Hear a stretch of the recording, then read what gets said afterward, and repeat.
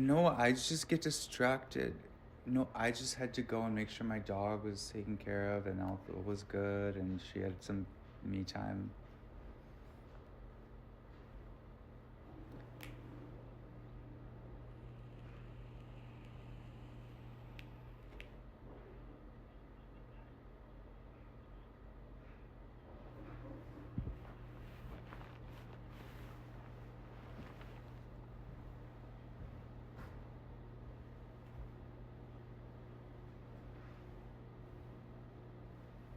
Well, the thing is, yeah, like you have to be careful.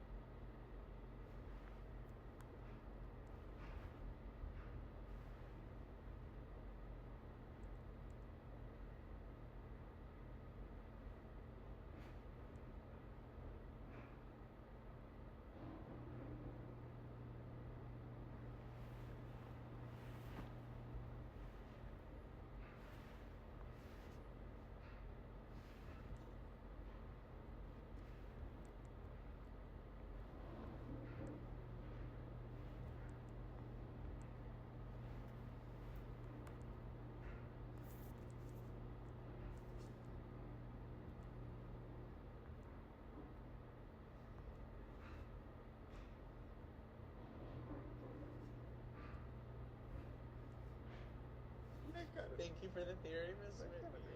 Everyone say thank you for the microwave theory. It's not a theory, it's You're proven. so real. You're so real, Miss Whitney. Thank you. The microwave hypothesis. Like Whitney. Good news, guys. I got my transfer to work closer to home, so I'm not going to be miserable. Period. That's being it. Far Rockaway anymore. Congratulations. Congratulations.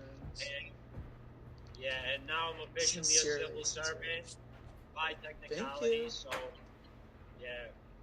We're What's the up, guys. technicality?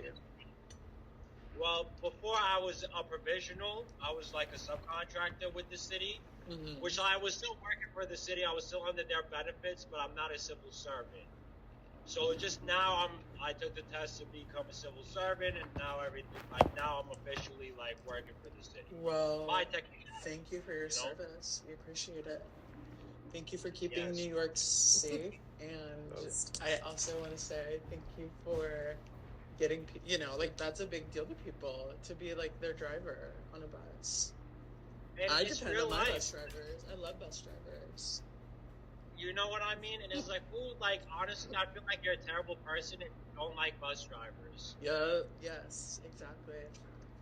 Always. I totally agree with Because that. like I'm just trying to get through my day. I'm just trying to pay my bills. I don't, you know what I mean? Yeah. Like I don't understand people who like throw hands with bus drivers. I think it's crazy.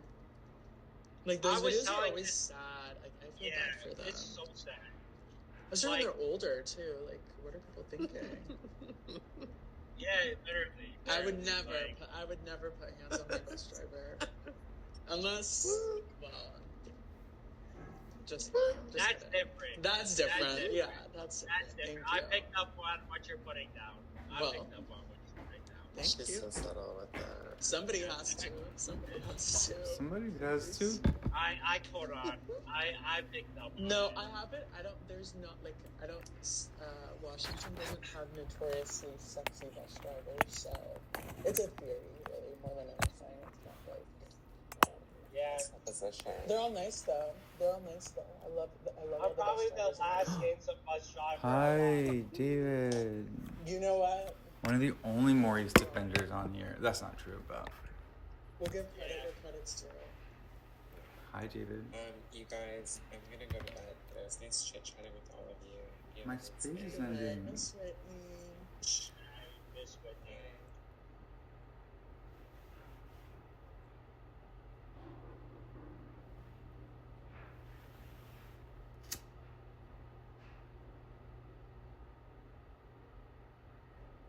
I love you. Like, why do you have to say that thing on Morrissey? I already know you love Morrissey. Love me. Pick me. Choose me. No, David, they're saying I do meth. It's like, if I did meth, I would probably be sleeping. But, I mean, it's just a joke. I mean, I'm smoking weed. Oh my gosh.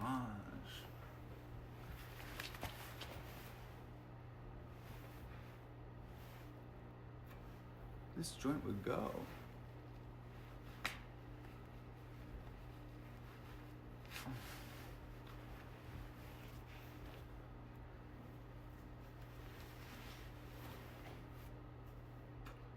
We're being bamboozled. We are being bamboozled.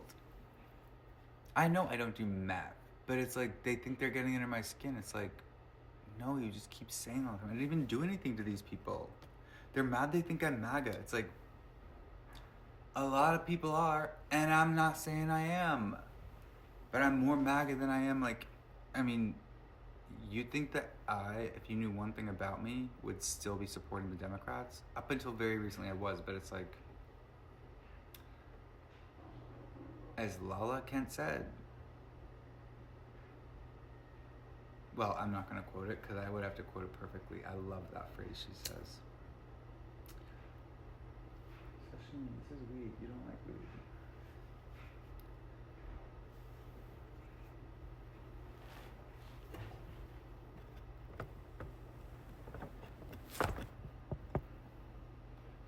David, do you want to see this big ass creepy? They said it's like an industrial. It's like this 3-bedroom. It's just way too big for me, but it's been perfect for my dog, so it's better than the hotel. So we're good. We're good. The kids are all right. The kids are all right.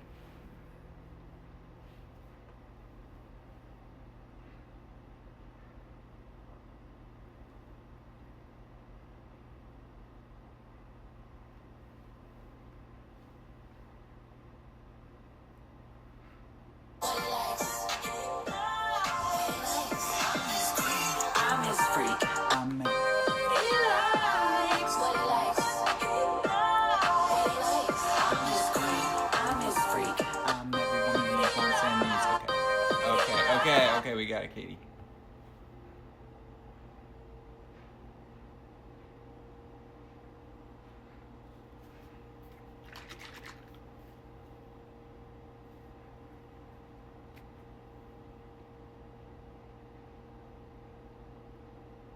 I'm his queen. I'm his freak. It's a she. Her name is Sashimi to you. To you.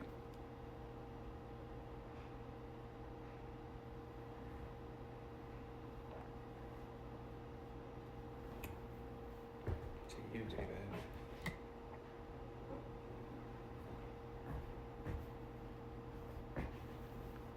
It's a Pomsky. She's a Pomsky. Sashimi. Comes in. Hi, Mama. Hi, Mama. Hi, Mama.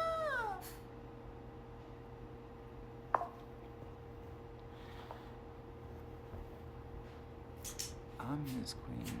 I'm his freak. Forgot Mommy Road.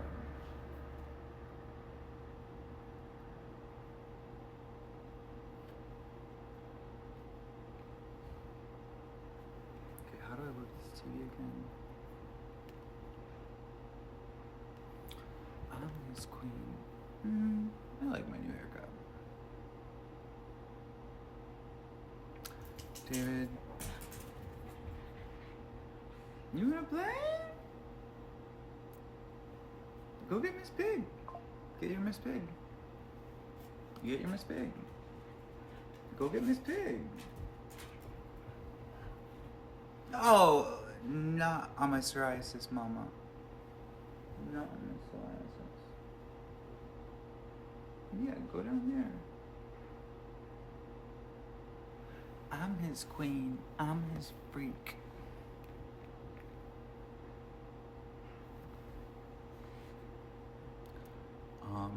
What time is it? Okay, let's say I should go to bed, bet you. I should go to bed, bet you.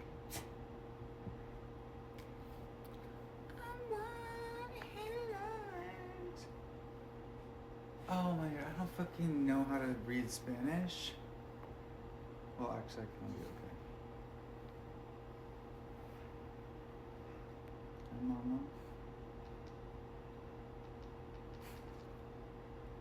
In the heel. Ow. What the hell? Girl's high on drugs. Okay, how?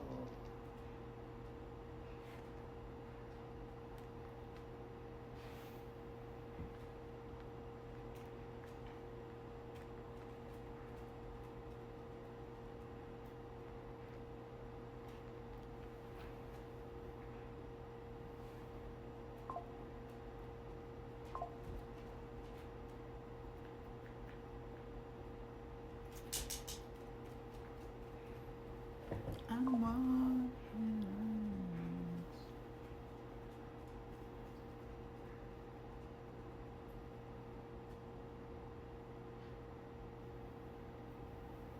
Okay, man, but the haircut is crazy in the back. It's really crazy in the back. But we'll work on it.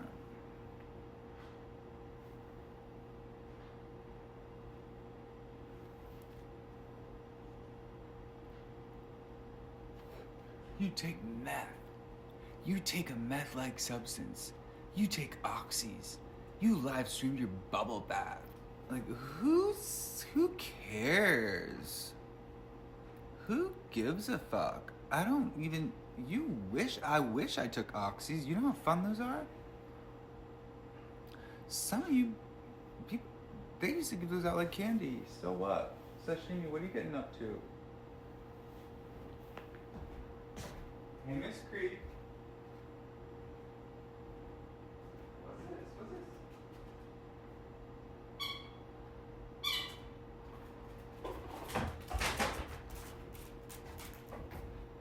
So Creek. Yeah. Okay.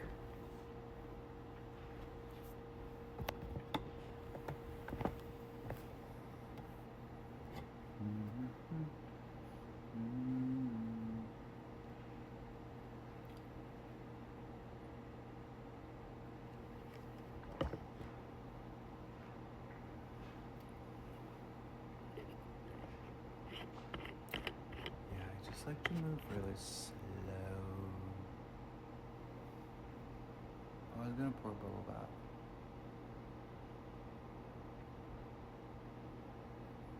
I'm his queen. I'm his freak.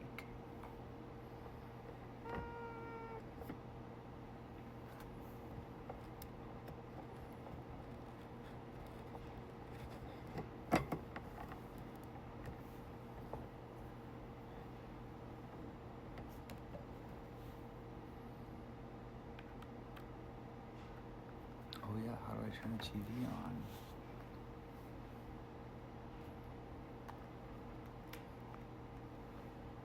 Kinda cold.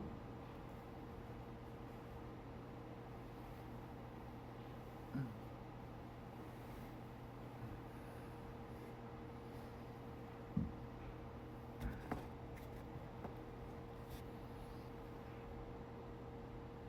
the fuck am I gonna figure out this shit?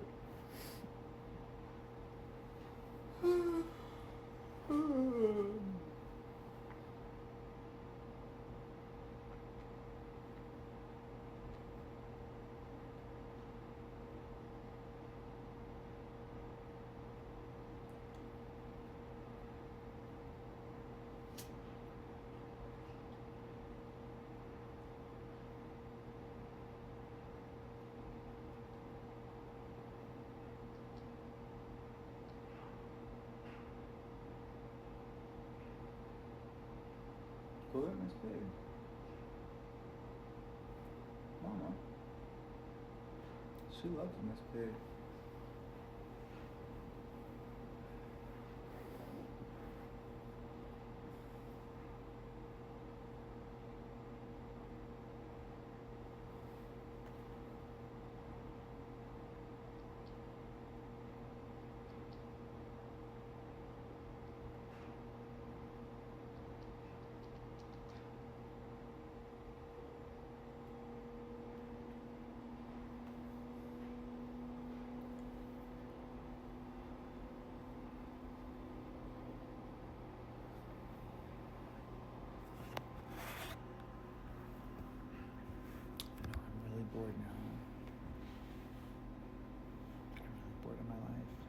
which is good.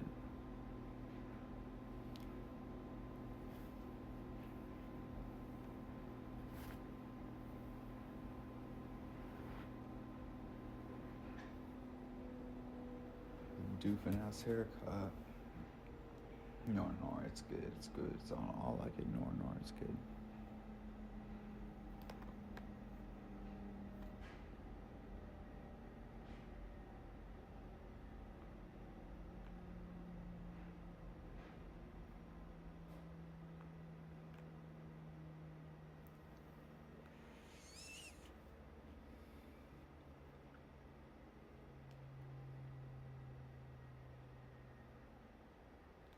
Oops.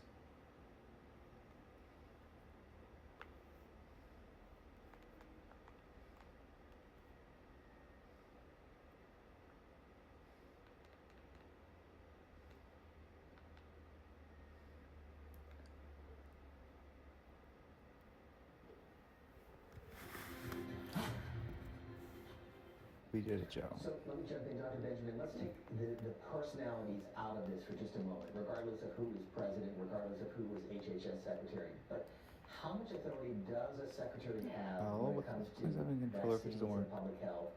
And if there are policies being put in place that you may disagree with, what are the next steps? You know, we have an enormous system of checks and balances to evaluate early therapeutics, to decide whether they're safe and effective, and to figure out who gets them. But the problem with a secretary, and having had that job both at the city level and at the state level, is that they have an enormous bullhorn. Mm-hmm. People see them because of who they are as the nation's chief health strategist.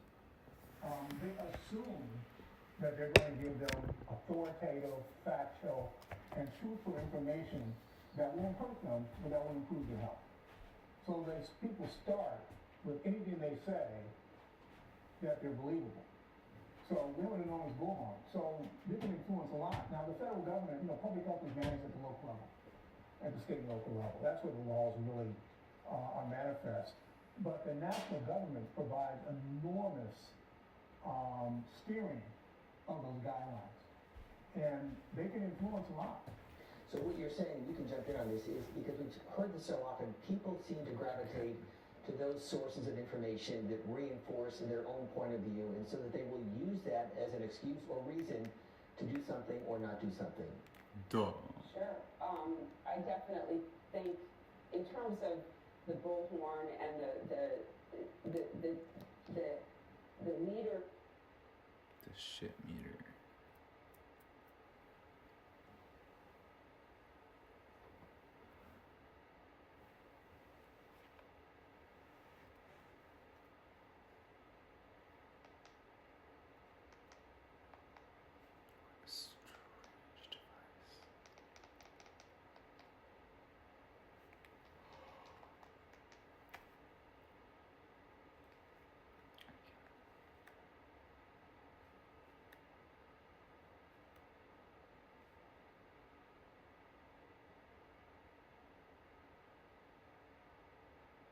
A 1,700-mile run down the Mississippi River and a Boston. Give a fuck. I want to. 48 hours in after midnight? No, I can't watch this. Oh, it's really traumatizing. Bursting with milk is an absolute bursting with water. Oh. I thought it was after sunrise. I'm confident in my answer. Okay. All right. It's time to take off your blindfold and see if you were right.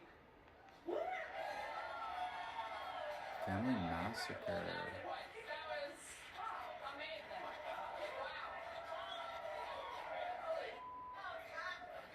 The lighting is so weird. That was so intimidating. I don't know how. I mean, that's a tough act to follow. I'm so sorry. I'm sorry you have to follow that, Sarah. And Pirates of the Caribbean? You do this period. No, not that person. Oh no, you can put it on.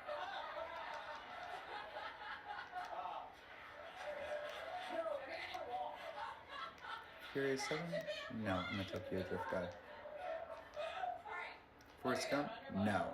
Alright, I'm nervous. Okay, here we go. Also, for the kids watching, Frasier? if they ever try to blindfold you Oh in my God. Hollywood, do not do that. cops, I love it, but apparently, like, it's just not good. Alright, Sarah, your glasses have been placed. Reach out and tell us which is water and which is milk. Unlike Taylor, I can't tell. I'm not that blind. I'm gonna put my finger in this one.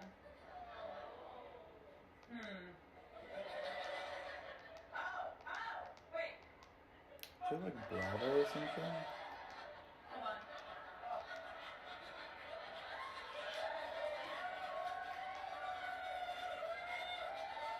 Okay, I feel like this one. I hope this joint was not infused with It anything. feels thinner. Okay, and this one, or maybe this one's thinner.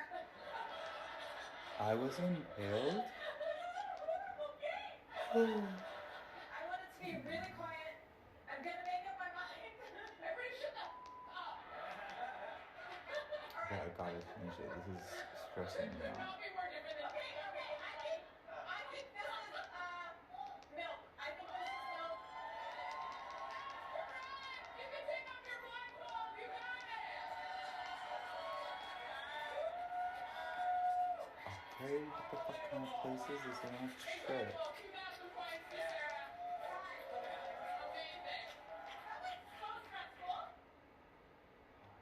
God. After 30 years of work. Here's our 7-day outlook. Great, making me fucking sandwich.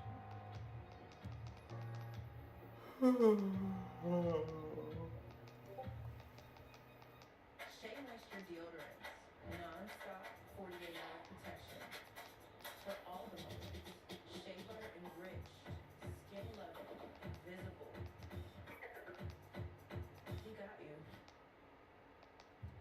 I'm more than relaxing on this, and I want to spend my time my way. I chose Kisimta because it works for me and my busy life. Kisimta is a B-cell treatment that gives you the power of proven results. For reduced relapses In slow disability progression. When ready, I take it at Okay, home. these just 1 keep minute getting crazier and Don't crazier and take crazier. Kisimta Stupid. life-threatening reaction to Kisimta or have hepatitis B. Jump to Your doctor should 21. test for hepatitis B before treatment. If you've had a recovery, serious side effects including fatal infections can happen, especially taken before or after other medicines that weaken the immune system. PML, a rare brain infection that may be fatal or cause severe disability, can occur. Tell your doctor if you had or plan to have vaccines, or you are planning to become pregnant. It's not known if Kisimta will harm your unborn baby. Certain antibodies may decrease and should be monitored. Most common side effects are upper respiratory infection, headache, and injection reactions, including swelling, itching, pain, skin redness, fever, headache, muscle pain, chills, and tiredness. Ask your doctor about starting with Kisimta. Hi, you might know me from my other job, but I'm a business owner too. Here at Once Upon a Farm, we Okay, chose the bitch. Capital One That Venture thing's as not business chill. card. With no preset spending limit, our purchasing power adapts to meet our business needs. Love it. And unlimited double miles means we earn more too. Sweet, Well, right? Daylon's up next, so.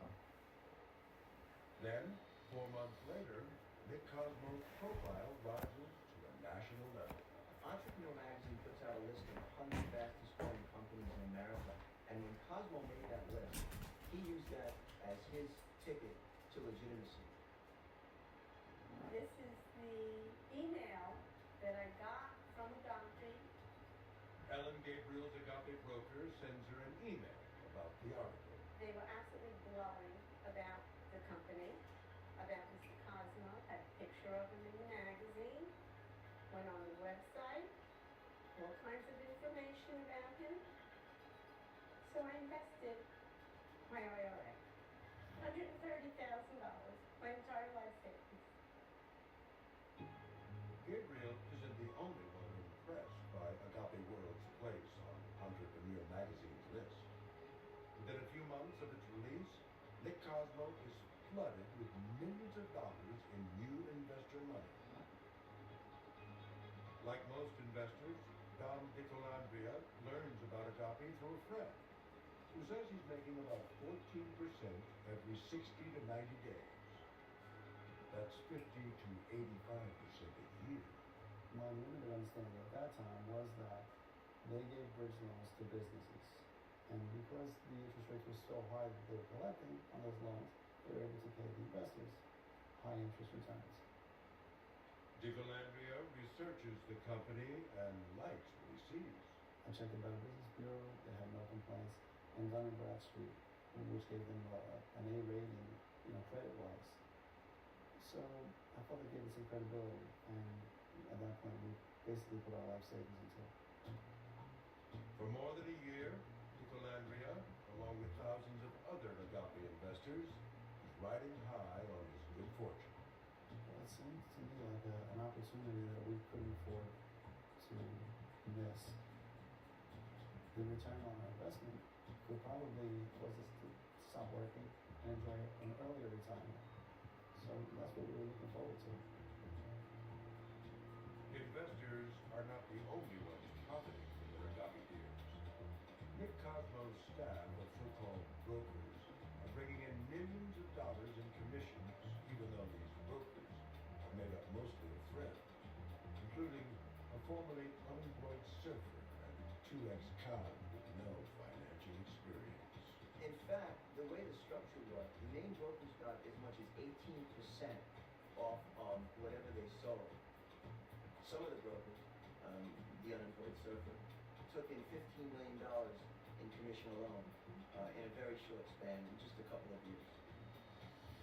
From what we gathered in our investigation, they were spending money on Maseratis, on Rolls Royces, houses in the Hamptons. I mean, they were living the life of Riley, as they say. While his employees are living large, Nicholas Cosmo is surprisingly not paying himself a huge salary or buying million-dollar homes or yachts. But he is living a comfortable life, taking luxury vacations with his family and buying his wife expensive jewelry. He also purchases this indoor sports complex on Long Island for $3.5 million and refurbishes the local outdoor Little League field with lights and bleachers. He's betting this everyday suburban dad persona is good for business. Because this guy was out there in the community doing good works, good deeds. At least that's what it appeared. So, hey, he must be a good guy. Yeah, we'll mess with him too. Next on American Greed, Nicholas Cosmo's investors are about to find out that he is a con artist and using their money to fuel his habit. His method of choice for spending the money was not big homes or big cars. It was gambling. It was his addiction that drove him.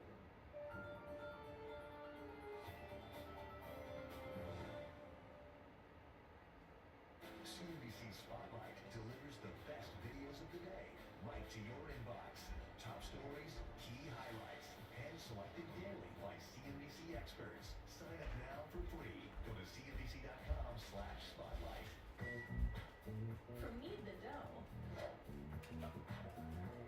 knead it now. So many ways to save. Life ready. That's 365 by Whole Foods Market. I forgot to wash my picture. Just wear it again. I added Unstoppable, so don't block it. And it keeps our clothes fresh all day. She smells her shirt. Ooh, I'm gonna be feeling it at work today. She shimmies on a plane. She smells like I'm actually paying attention. Smell unstoppable. Had it with your old phone. Ready to be done with it? We've got you. At Verizon, trade in any phone with any condition for the new iPhone. Get iPhone 16 Pro with Apple Intelligence on us on any plan. Now with Genmoji. And get iPad and Apple Watch Series 10, all 3 on us. That's up to $2,000 in value, only on Verizon. Check-in time is 3. It's 2:55. I know. Is this what he's doing now? As your host, I have some rules. First, no showers longer than 5 minutes. This isn't a spa. No game. No fun. Yes, much.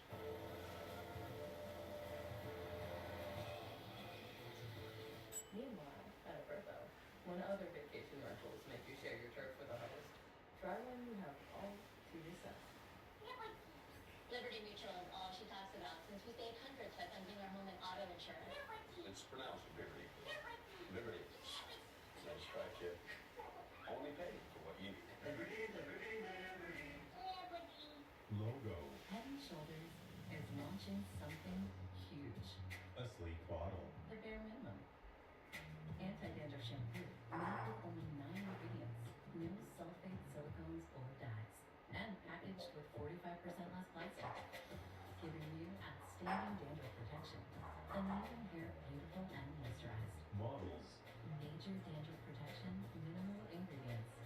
Job done.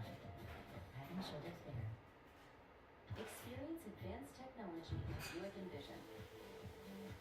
Equipped with the largest in class ultra-wide 30-inch diagonal display and Google built-in compatibility, innovation is at your fingertips. Buick, exceptional. This right here is confidence in a bottle. Makes me feel so much more confident than I've ever felt. They are some of the hottest videos on social media. Those videos claiming to instantly get rid of bags under your eyes. Annette Figueroa is here to tell us why she says this one is for real. This one is for real, and I'm so excited. We even have a video, and all he uses is a small amount on a clean, dry face. And what it does is it tightens and lifts the appearance of bags underneath your eyes. And I did this to my father. We were at home, so we applied it to his under-eye bags. And let me tell you, we were so excited. In under 10 minutes, they visibly disappeared from view. And now it is literally part of both of our daily routines. And not only does it work on the bags, it works on the appearance of crow's feet, fine lines, and wrinkles. At our $14.95 price, it's the best way to try Plexiderm and see it work after your first application. Call the number on your screen. Call 800-258-4421.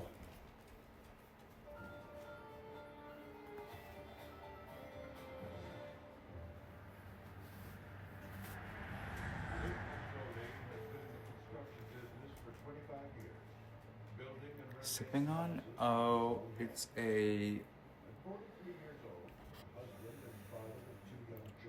organic cocoa protein-ish beverage from this place I used to go to in New York. I think it's the same brand. My first home literally could fit in this bag. In case you're still here. Why do people get so crazy if I live stream? Like, oh, so mad. It's like, well, what do you care? Don't watch it.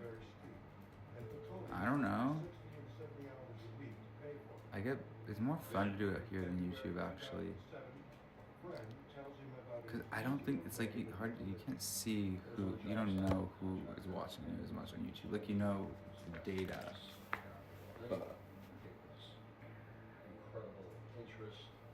Gave me a brief description of it. Piccoli sets up a meeting with the company's founder and president. the microwave, which I never use, but here we go. Building loans for people that couldn't get conventional financing, so they were willing to bridge the gap, pay exorbitant interest rates for a short time, which would help them sooner or later acquire conventional financing. It made sense. Piccoli sees the investment as a way to plan for retirement and secure his family's future. At the height of the real estate bubble, he's easily able to take out $250,000 in equity from his house. To that, he adds his own hard-earned life savings, more than $50,000, and invests it all in Agape. He quickly begins to reap the rewards. Now, the interest is falling over. I'm making $50,000, $60,000 every other month. To me, to what I was build, that's a real reward. Why am I in construction? Piccoli decides he's in the wrong business. Why is everyone cold as fuck? Table saw with a pen and a calculator. He gets out of construction and opens a one-man financing company with the sole intention of getting his network of family and friends. No, whatever. Copy world.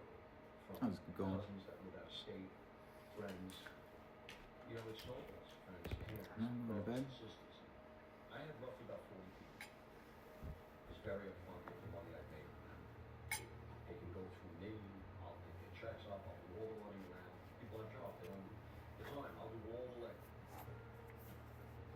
Piccoli takes a 1% commission from the people he brings in.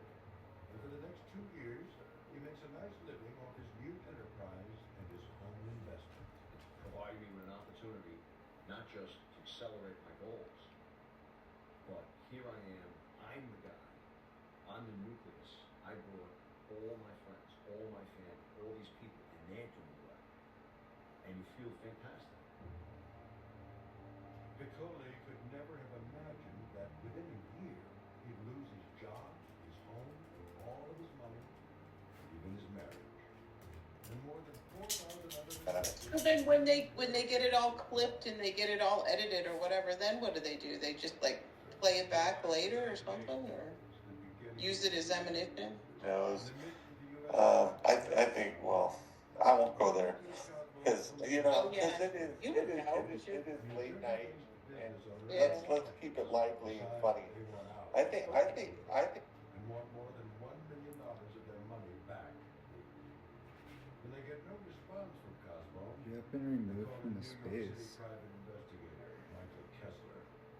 They were being prevented from getting this money back, saying that it wasn't available. They were getting the score, and it made them feel uncomfortable that something might be astray. Kessler begins investigating and quickly finds out that Nicholas Cosmo is not the solid businessman he appears to be. Previous jail time, we found that he had filed for bankruptcy in '98. The corporation Agape World was set up while he was in jail. In the late '90s, Cosmo served more than a year in federal prison for securities fraud. He was able to keep it secret from his Agape investors for more than 8 years. Incel fucking loser. Starts to believe that the whole operation is a scam. As we did research on the bridge loans that he said that he was issuing, we found that he didn't have liens on the properties, which was highly suspicious to us. And also some of the people in the properties never even heard of Mr. Cosmo. And as we dug deeper, it became clear that this was just simply another Ponzi scheme. Kessler brings his information to law enforcement, and the FBI begins an investigation. But he also wants to get the word out to potential investors, so he rings an old friend. I said to Dave, there's something breaking on Long Island that you should be aware of. Long Island Business News investigative reporter David Winselberg. There was a lot of people putting money in, and the interest was like 14% in a very, very short amount of time, as little as 72 days. All the classic signs, as Mike would say, the red flags came up that it was a Ponzi scheme. On August 29th, 2008, the Long Island Business News runs its first story on Nicholas Cosmo's criminal past. And many investors get nervous. Then, a few months later, the largest financial fraud case in U.S. history breaks. Bernie Madoff is 24/7 news. When you heard a $64 billion fraud by Bernie Madoff that went on for decades, a lot of investors said, wait a minute, what's going on with my money? And they began to check. And a lot of people began to try to pull their money out. For more than 4 years, Nick Cosmo is inflating the loan amounts he's supposedly lending out. And although he collects more than $350 million in investor dollars, Agape lends a paltry $25 million to borrowers. He's paying returns not with profits, but with investor principal. In this exclusive phone interview, Cosmo explains. What they thought was interest, it was just purely, they were taking out other people's money. And, at the same time, I was also, trading futures, trying to make up all the deficit that, that occurred from my own doing. Increasingly desperate, Cosmo is gambling in the high-stakes futures market, converting up to $1 million a day. At the time, he's hiding all of this, trying to run damage control and calm investors with seminars at his offices. I'm just so not interested in what's on the TV. Every night, I let them ask any single question that they could possibly think of, trying to relieve their fears. And, it worked for the most part. What I was doing was basically trying to put out buyers one day at a time. He had the whole big hall there at his office building. And I tell you, he did a great job as far as conning us. Investor Kevin Milano attends one of Cosmo's seminars with the intention of getting his money back. But Cosmo not only convinces him everything was fine, but sells Milano insurance on his investment. He started to make us feel comfortable with the fact that even if everything goes bust, we're insured. So then that's how people even invested, which I did too, invested another probably $3,500 for insurance. The seminar was unbelievable because this was in late December after Madoff, where there were rampant rumors that this company was about to collapse, and he was able to convince people to give him more money. He was really truly amazing. We called him the fraud whisperer around the newsroom. Next on American Greed, Cosmo might be able to fool his investors for now. The feds are closing in. They were investigating, they had some wiretaps up and had done some recordings, so they were on his trail. Learn more about the undercover investigation of Nick Cosmo at AmericanGreed.cnbc.com. We'll be right back. We make sure the club members get the access they need to make more informed decisions. Jim Cramer gives you much more than you would ever get from anyone. Something strange thing happened. They said that she died from bad flu, but I think she was tortured by her father. I think she pulled her own elections out. You'll be unhappy with it. You think or you know? It's terrible. I used her as a producer. We hired her to be in one of my after-school specials, Not With My Sister, which was about teenage suicide. So. Tacos! Hot tacos here! Oh, are those tacos? I'm moderate to severe Crohn's disease. And my ulcerative colitis Sort of symptoms sign, but kept yes. me So basically, the activity that we were looking for, that anxious or that quick moving, that was going on the other side of the vehicle. Oh my God! He's completely alive. What the? Dear Father in heaven, please don't let us hit anybody or anything, and don't let anyone hit us. In the name of Jesus. Ambulance. That's some sort of sign, but yes. So basically, the activity that we were looking for, that anxious or that quick moving, that was going on the other side of the vehicle. Oh my God! He's completely alive. What the? Dear Father in heaven, please don't let us hit anybody or any. Tell me how the connection between aliens and the Nazis took place. When did all this start? So when you read, did you read the tweet? There's some ongoing drama between you, another celebrity, and Eyebrows.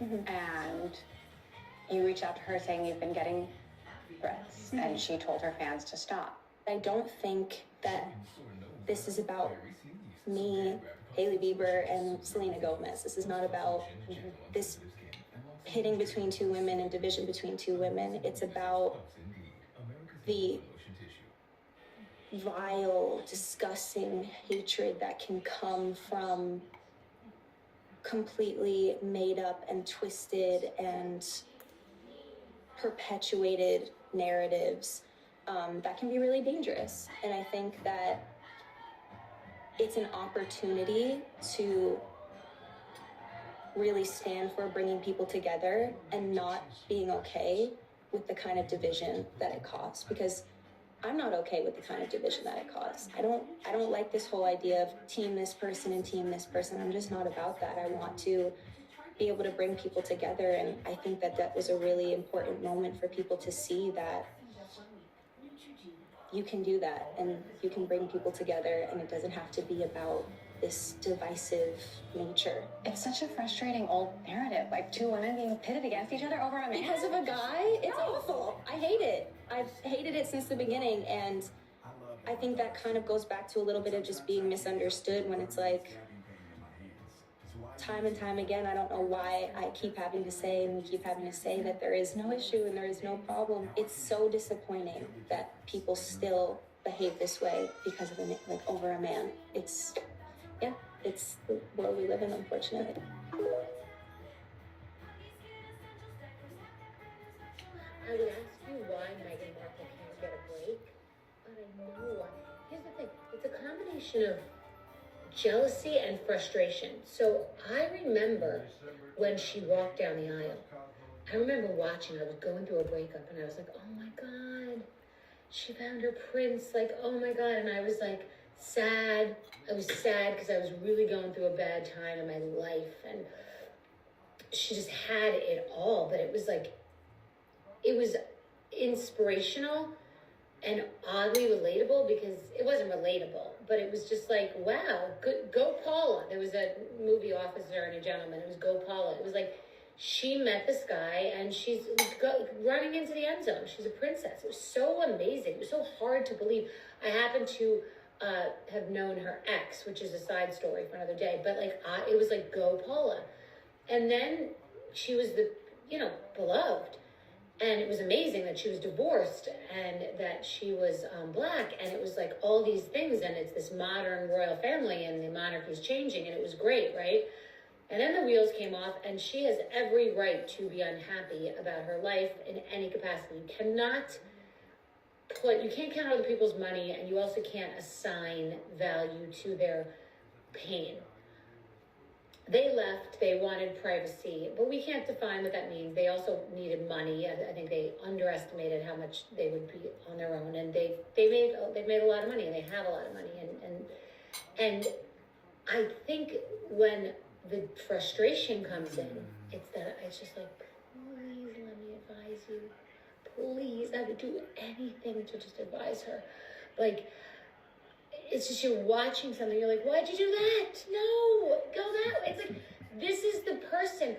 It feels like the woman, the last girl in the murder movie, the last girl that like, no, don't go that way. Go there, he's over there. Like, I'm like, no, why are you going that way? Go this way. No, go that way. We're like in a corn maze, and I'm like, just why are you making all the wrong turns? Please. Most people don't have these opportunities. Like most people, they're in rare air. It's like the pot of gold is right there. Please, why do you do? They go like this, and the pot of gold like is nowhere to be found. It's frustration. We don't understand. We're just like, stop. Help me help you. Why did you do it this way? Always watch the other person's eyes carefully. If someone has that. What's your meal at McDonald's? I judge everybody by this, so be very careful. Me, I do a double hamburger, which isn't on the menu, but you can get it. Yeah, with pickles and ketchup. Do you add any Big Mac sauce to that? No, I don't know who's making it back there. It depends. Okay. If Big Mac himself is back there, I'll take a That's an couple okay ounces. order. I mean, it's not fun, but like it's okay. Yeah, it's kind of sad though. But I'll tell you this: I used to get 2 milks with it. Milks? Yeah. What in the Theo Von We world? ride here. What? Oh hell yeah, boy! 2 milks? See me in the streets, you don't know me. I'm the T.I. of fucking Mickey D's order, baby.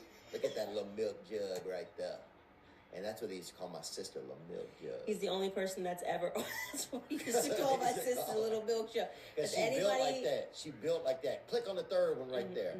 Nobody in the history of McDonald's ever got the milk jug but Theo Von. They've kept that on the menu for Theo Von. You can't order more than 2. That's the crazy thing. What? Yeah. That's a limit. Because they only have like 10 because no one orders them. It is. So if you order more than 2, they've been sitting in the freaking. Right here. I'm just saying, we get it how we live. Wait, stop, a double cheeseburger with a double milk jug? Oh, double milk jug, baby. Give me 2 of them. And the lady be like, you really want more? I'd be like, yeah. And then we would laugh a little bit. I'd tip her. But yeah, that's how I like mine, like that double milk jug. I used to get an apple pie, but I don't want all that sugar anymore. Get it while it's hot.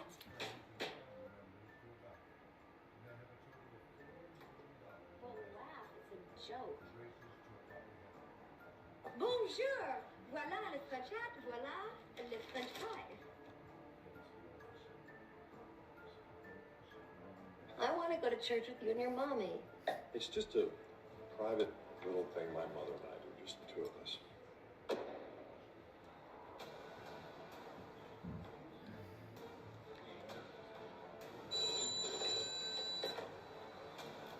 Hello? I'd like to know how you could even think of going to Paris and not even think about discussing it with me. I'm just saying, I don't want you to uproot your life and expect that. Is it you? Hey, what do you... I know he was thinking about fighting Zuckerberg's. Get it while it's hot. Oh my god. Joke. Bonjour! Voilà le French hat, voilà le French fry. What's your meal at McDonald's? bit. I know he was thinking about fighting Zuckerberg, so he did some training. Yeah, Who did he that's train right. with? Lex and who? After we gave stuff at the Polish border and we don't know what's happening there. I said, that's BS. That is unacceptable. What is the current way when we give money? What happens to the money and who does the money go to? Like right now, the $61 billion, right? That's going to go to Ukraine. Where is that going? You don't know if they're going to go to Ukraine, because if you think about it, that's what the problem I had. Like, I know, like, from even one of the packages before, the $1 billion went to Yemen, Houthis in Yemen that were taken from a terrorist list and shooting our ships. So like, they have associated causes. So Ukraine is becoming a slush fund where not all this money actually go directly. Some of the money go to rebuild some of our allies, in Europe, okay? That's all great, but why is that part of Ukrainian money? Some of them rebuild our stockpile. Some of them, some of the countries give garbage to Ukraine and then bought some new equipment, and Ukraine got half of not working. So I think this is just not right way to do it. That's why I had a very big objections, but we don't even know the way how this bill written is. Most of them, we don't even know what is even going directly to Ukraine. Only part of it, I believe it's like 16 or something billion. It's, it says Ukraine security assistance for Ukraine specifically, but even part of that could be used to replenish stockpiles to some countries that give Ukraine, and we never can give an answer who gave what and where it is. So that's why I was surprised to see that a lot of these weapons, I didn't even see them there. So they were all, who knows what Biden is doing. The same blank check as his drawer, he can give to any international organizations, he can use to UN. I've never seen UN doing anything there. What do you think is the connection with Zelensky? He said that someone owes him money. Who? Who's that?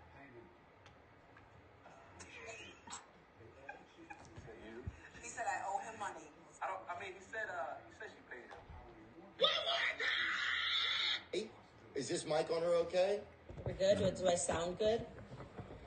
Okay, I look perfect. Oh, dang. Well, I'm not going to tell you that. You're obviously a taken woman. Do you know the pipe rock theory? Dude, okay. So apparently what it is there's all these different rocks around the world that are actually hollow. Entire mountains are not real. Inside of them there's ancient Vedic technology. And what it's doing is it's stealing energy out of people and it's taking it. Nobody knows. And I saw this in real life. For real? Yeah. What the fuck is this shit? Inside of the rocks, there's pipes making all these sounds. This is cool mechanical hidden in a rock. And dude, what is the opposite of a rock? It's hard to even find a single 37-year-old woman, and then when you... Oh my God. PBS. Why the hell you get a tattoo on your forehead? What does that even mean? I wanted to... My kids' names.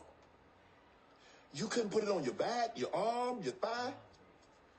I mean, Shannon, not to get dark, because this conversation is very happy. And Yes, fun, but I just never had a problem with depression and anxiety. I've always been a ball of sunshine. And, I had a baby and the pandemic hit. And that happened. And then at the same time, I found out my baby daddy was cheating on me, our whole relationship. So it was a lot of hard pills to swallow, and also trying to be a mother, and I had a struggle at the time. And just California shut down. California, the rest of the country, they shut down like California did. Yeah. California shut down. California shut down. You almost just could not leave your house, and everything was so scary, and the news, and my newborn baby, and my mind me up. And I got the tattoo because I felt like I just needed to feel something. I just needed to look in the mirror and see my kids. And I don't know. I was in a very dark place. And I didn't want to feel beautiful. I didn't want to feel pretty. I just kind of wanted myself up. Can I just say something? Yeah, sure. Why not? You always do. Can I just say something? Yes. President Kennedy, 100% we know, was killed over this issue. No way. Yes. Please divulge if you can. The way this works is there are documents that are top secret that the president or a CIA director could access, right, with clearance. And then there's the black hole at Calcutta, this black hole that they put things in that you cannot penetrate, even if you're the president. So what I'm going to be curious to see is if all those files that come out actually have the essence of this. So President Kennedy was going to get to the bottom of this, right? Because he's a very strong-willed guy. He was the president of the United States. And they said, so he said, yes, I am. This cabal of sociopaths said, no, you're not. And he kept pushing and pushing. And they eventually just decided it'd be easier if they assassinated him. She is so consumed by an obsession with presenting this perfect package that she misses the best opportunity she was ever gonna get to look normal and authentic. She was chopping with a knife like this. She had a paring knife, and she was struggling to chop some garlic. Yes. And your little fingers, and it was like mitsy bitsy. It was like, I was like, now maybe not everyone's going to see that because I'm a chef, so I'm going to notice that more. Yeah. But when you look at it, it's like you can see almost the struggle. Like, where's the conversation? Like, hey, Megan, this won't read well on camera. Let's do the same recipe, but let's do it this way. We just need you to boil a pot of water. And it looked like you kind of know what you're doing then. You know what it's giving? We've all seen this because we watch a lot of Bravo. It's giving the new housewife who just moved into the big house that they think that could never afford, and they don't know how anything works in the house. Yeah. No, Halloween's not my favorite thing because I miss. In September of 1950, CIA's director of plans, Allen Dulles, approved of an operation under MK. They were fucking college students. College students. Not drug dealers, not gangbangers. Kids. In Mexico. Cartels, right? Or maybe not. Dismembered. Body bags, hands, feet, everything, body parts everywhere. It's disgusting. And you want to know why our president is putting all you motherfuckers on the terrorist list? And why our warriors are going to enter over there? It's disgusting. Children, kids, guilty of fucking nothing. Zuckerberg paid $20 billion for WhatsApp. Why? Because every message, call, video, picture, voice note, everything that goes through there, they say, well, it's end-to-end encrypted. Yeah, it's end-to-end until it passes through their server where it's sliced and diced and analyzed and used to push, used to sell advertising to that customer. If you're not paying for something, you're not the customer, you are the product. I was saying, I don't know how people live up here. Okay. Because we just went to the mall, and $260 for a pair of, say, shoes that I can get down the States for $50. Yeah. It's crazy. It's absolutely insane. So, time for Arizona. So I keep up with Canadian politics. Coming from an American, what do you think about our prime minister? That he's a douchebag? No, good. I think that Trump is going to do what Trump does, and he is going to have Greenland, and he's going to have Canadian, and we're gonna free this country.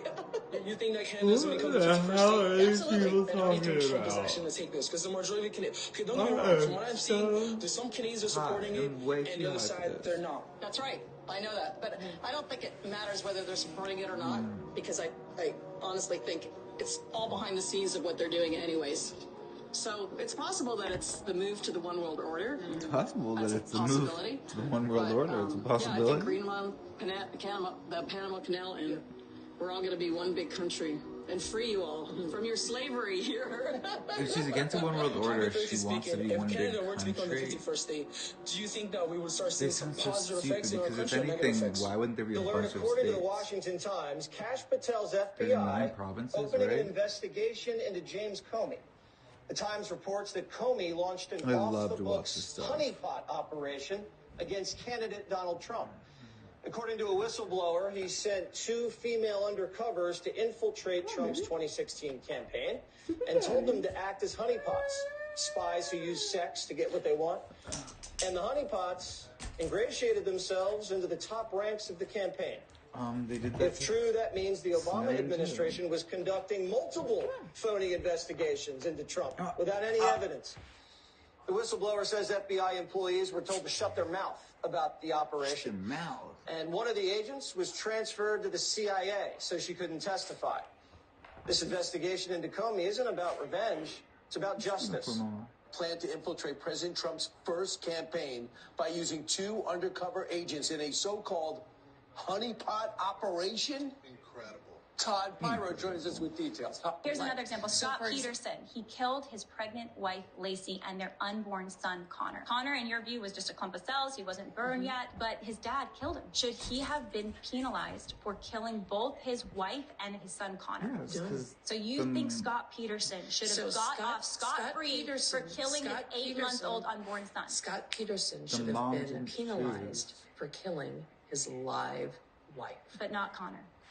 Connor had no rights. Was not alive. So if I Connor was in her body. So if I'm a woman, Connor so if a was in woman's her body boyfriend and was not a human being with rights on this planet. This is very dark because you're saying if a woman is pregnant and her boyfriend slips drugs into her drink to force an abortion on her, would you say that there should be no penalties for that man born yet, so it has no rights? Against the mother's body. That child does not have rights. It's just a drug designed to kill the baby. It's just designed to kill the baby in her womb. But it's designed to harm the tissue that is in her body.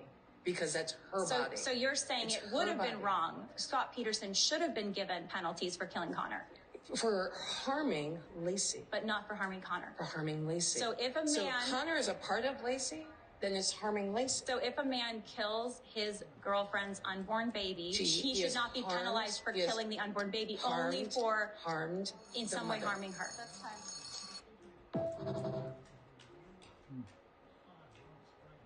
It isn't new. It's been around for centuries. The idea is that you basically make a pact with the evil one. And you say, okay, I'm going to serve you for 7 years. And this is the way it was done. And I signed my name in my own blood in this big black book. And for 7 years, I would serve him and make as many disciples for him as I could. And in return, he would give me all the power, all the wealth, all the sex, whatever I wanted. You know, I would basically have, like, you know, a very great life if you cared for those sort of evil things, you know. Sure, yeah. And then at the end of that 7 years, he would get to take my soul and kill me and take me to hell. Now, most people would hear that, but that doesn't sound like a very good deal. But you see, I was deceived. I thought that, you know, hell was going to be one giant party, like an orgy, you know, because we were told that heaven was for losers, that heaven was like for sheep, and we were like the wolves. We preyed on the sheep. And, I mean, there's a certain weird truth to that. But what happened is, you know, or what they told me is that heaven would be this boring place where you sat around on a cloud and twanged on a harp forever and ever. Right. Whereas hell would be like orgies and drugs and, you know, wild parties and whatnot. So, you know, at the time it sounded really great, you know, but of course that's a lie. But anyway. Oh, what's up, man? Thanks for the ride, man. No problem, man. No problem. Trump set this trap for Democrats. Really, the Democrats set the trap for themselves, and he just called their attention to it. When he said, I could get up here, I could cure the worst diseases, I could do the greatest... Look at this, Dad. Well, you mentioned waking up in a lab environment. Can you just detail what this was? Where would... Yeah, the videotape deposition of Bill Gates. If he didn't like what you said, he would, you know, he was known for responding with the words. Well, that's the stupidest thing I've ever heard. That's ridiculous. I'm not accusing this thing. No. Somebody's confused. Somebody's just not thinking. I mean, there's no way. We'll figure it out. You guys never understood. You never understood the first thing about this. He's a multi-dimensional individual. He has great depth in so many different areas. Hi, kids. You had a number of meetings with Jeffrey Epstein. Well, he's dead, so, you know, in general, you always have to be careful. And, you know, today we're announcing a commitment over this next decade, which we think of as a decade of vaccines. The vaccine is critical because until you have that, things aren't really going to be normal. And it won't be normal until we get an amazing vaccine to the entire world. And for all 193 member states, you must make vaccines a high priority in your health systems to ensure that all your children have access to existing vaccines now and to the new vaccines that have recently become available. And keeping children alive, would that create more of a population problem? Right now at 11 a.m., breaking news in the death of legendary actor Gene Hackman. ABC News has obtained the search warrant for his New Mexico home. We'll tell you what authorities found when they arrived. The mysterious deaths of legendary actor Gene Hackman and his wife. This is one that's not totally declassified yet, but I've been digging deep in. Mom? Yeah. You agree to it? Churchill finally hit on the idea in the middle of 1940 of buying from the United States 50 World War I destroyers, which were completely useless, exchanging them, in fact, for valuable bits of British Empire real estate. He gave to the United States bits of the Caribbean islands that were our colonies.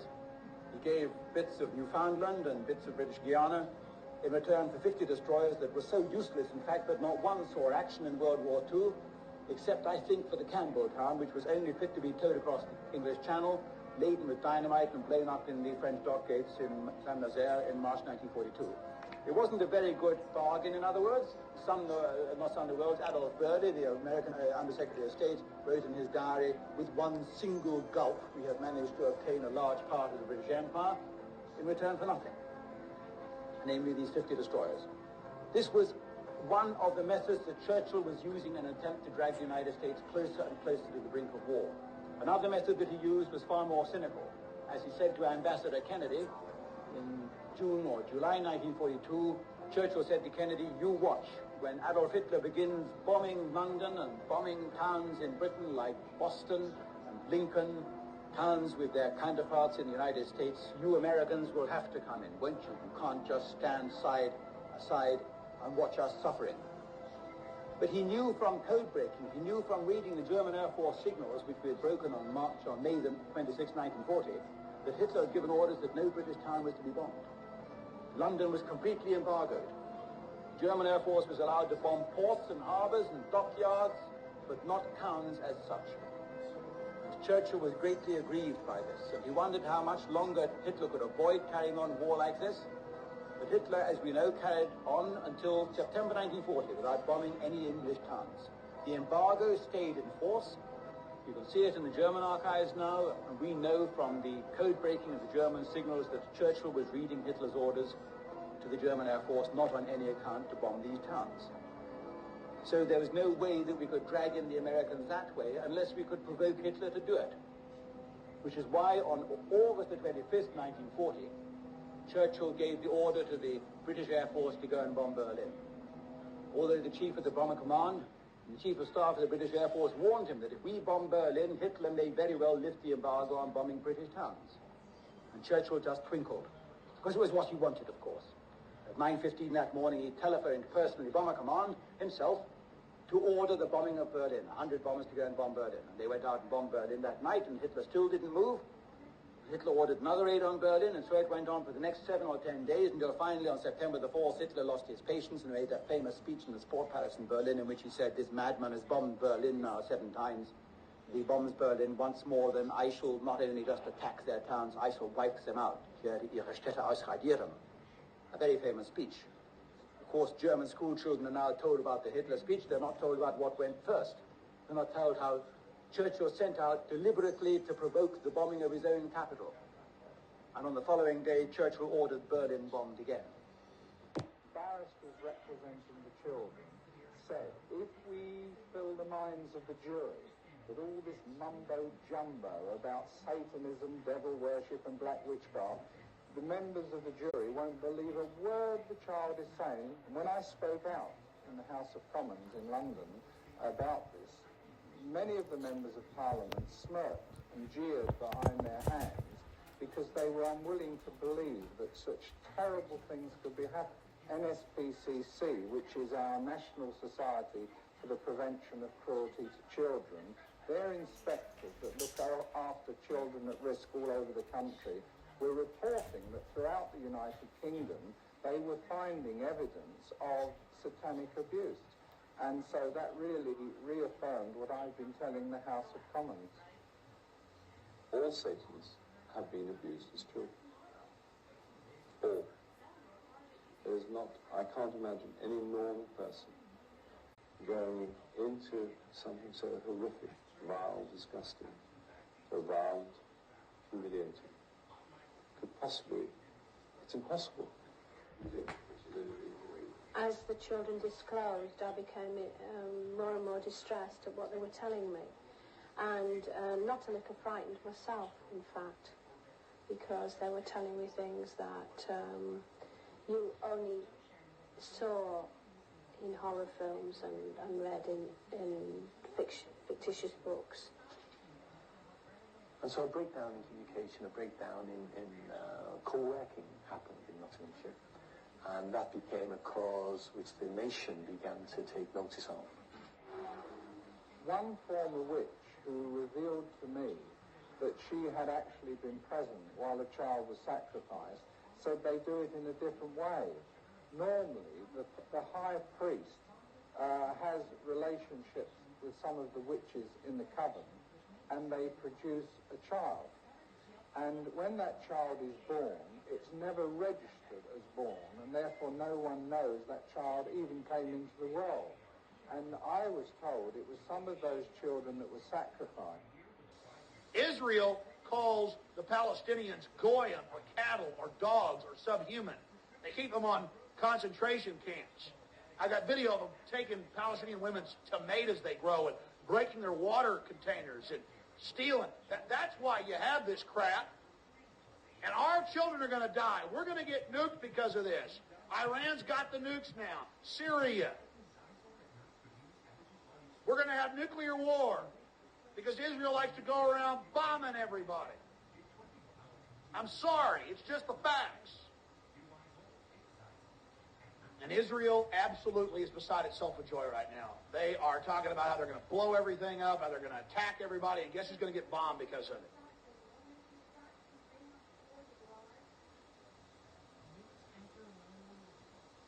I have been supportive of Israel for many years. When I found out what they do, shooting little Palestinian children in the genitalia and laughing, it's on video. Little 10-year-olds walk around throwing rocks at tanks. The guy sits off a half mile away and blows their testicles off. They call them goyim. They call them dogs. They call the Arabs cattle. And then the corrupt Arab governments that are in league with this government, it's really a sick Hegelian dialectic, order out of chaos, bringing the world crises, bringing them terrorism, so we'll accept a highly dictatorial police state regime. It's happening.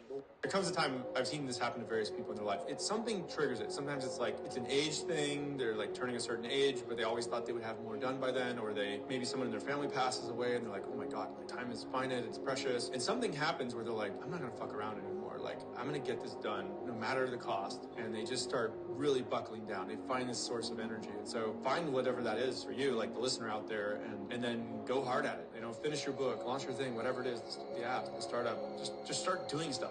And even if you don't even know what to do, just do anything, because action will produce information. Actually, you just reminded me, there was a precursor to Coinbase, which was this app that I built with my friend, which we were trying to figure out how Bitcoin worked, and we built that. And the minute we shipped it, I was like, it's built wrong. And I knew the architecture was wrong, and then I knew what to do next. And so oftentimes you don't even know what to do, just do anything, and it'll help you get to the right thing.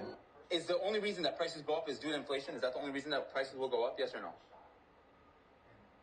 Inflation is defined as prices going up. But I'm asking you, is that the only reason? I know what the inflation definition is. Well, is that the only reason? It's not that it's due to inflation, it's that it is inflation.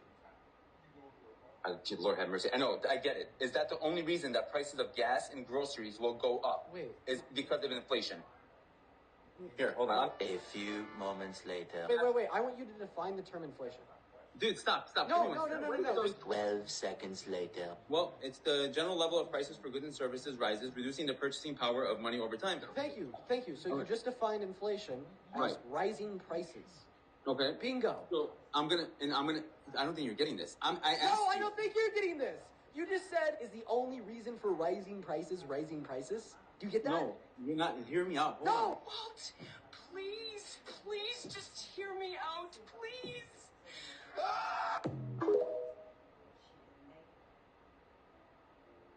And there's an agenda as well.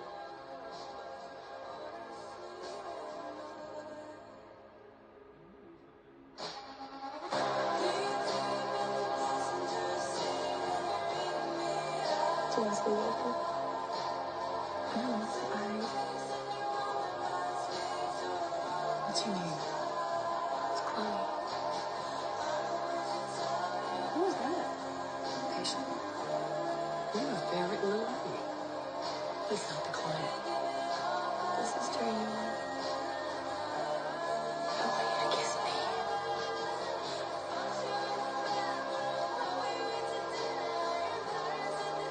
You made me fall in love with you. I didn't want that to happen. Okay. We've taken this as far as I want it to go.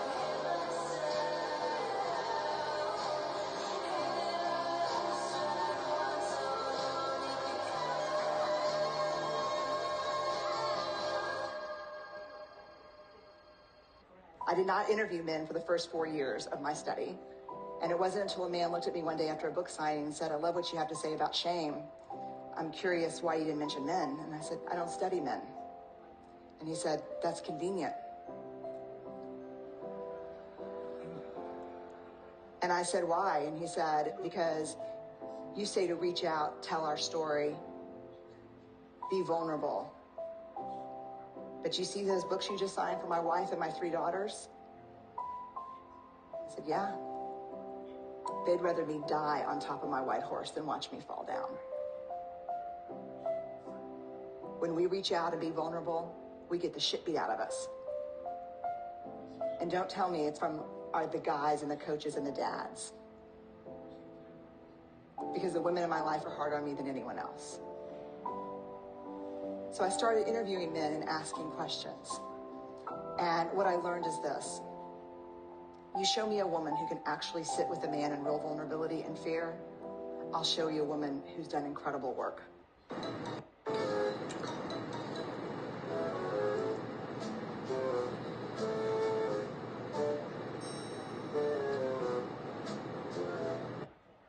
Frank McCormick. If I were Jewish, I would honestly consider leaving the country. The JQ is now mainstream, and it will only get worse. A couple things here. Why would you consider leaving the country? I'm openly not promoting any violence towards Jewish people. I'm saying that Jewish people are wonderful, and they have no linkage to Jeffrey Epstein. They are not responsible for Jeffrey Epstein, and they don't need to take credit for Jeffrey Epstein, and they shouldn't, because Jeffrey Epstein is his own actor, running his own operation on behalf of a foreign government that is not your government. You're an American. Why the hell would you be claiming that as you? That's not you. And I clearly laid that out on the Joe Rogan podcast. And so that this is a weird argument, bro, because if the JQ means Jewish question, if discussion of the nature of Israel and the nature of Epstein and the nature of the Jewish relationship with Israel and Epstein is inherently going to be dangerous to Jewish people, then we should ask ourselves, why would that be? Because there's no other topic that I can think of that when you have free speech and open discussion, it's inherently dangerous to someone. Like, if we openly discuss black gang violence, is that inherently dangerous to black people? I would argue that that actually furthers the progress towards how can we help black people rise out of poverty and deal with the gang problems and gang violence and empower black people to live better lives, right? So why would it be different for Jewish people and the Jewish question? Why is it inherently a bad thing that we have open free speech and dialogue about the relationship of Jewish people to Israel and the Jewish identity in the world today? Like, that seems like a profoundly healthy dialogue to have. And I think that the leading cause of anti-Semitism today is all the censorship and containment of that conversation, because that leads to people speculating that all Jews are in on some conspiracy, which they're not. Right? Possibly more of an observation, but I'm interested to hear all of your thoughts. We are all very lucky that we are across the channel and we are the far side of Europe. But Ukraine is actually much closer than all of us think. The record, page 55 from the committee's interview with FBI employee Roya Demlow, who you just spoke about, which took place on July 17, 2023. In that line, she says, the question was asked, okay, if someone were to leave here today, were to leave this interview and were to suggest or imply that when you said the laptop was real, that it meant that the FBI had affirmatively determined in October 2020 that the laptop belonged to Hunter Biden. One of the things I've learned in my tenure in the Senate is that a nominee saying that they're willing to work with me amounts to exactly zero. We need to get this fixed. Thank you.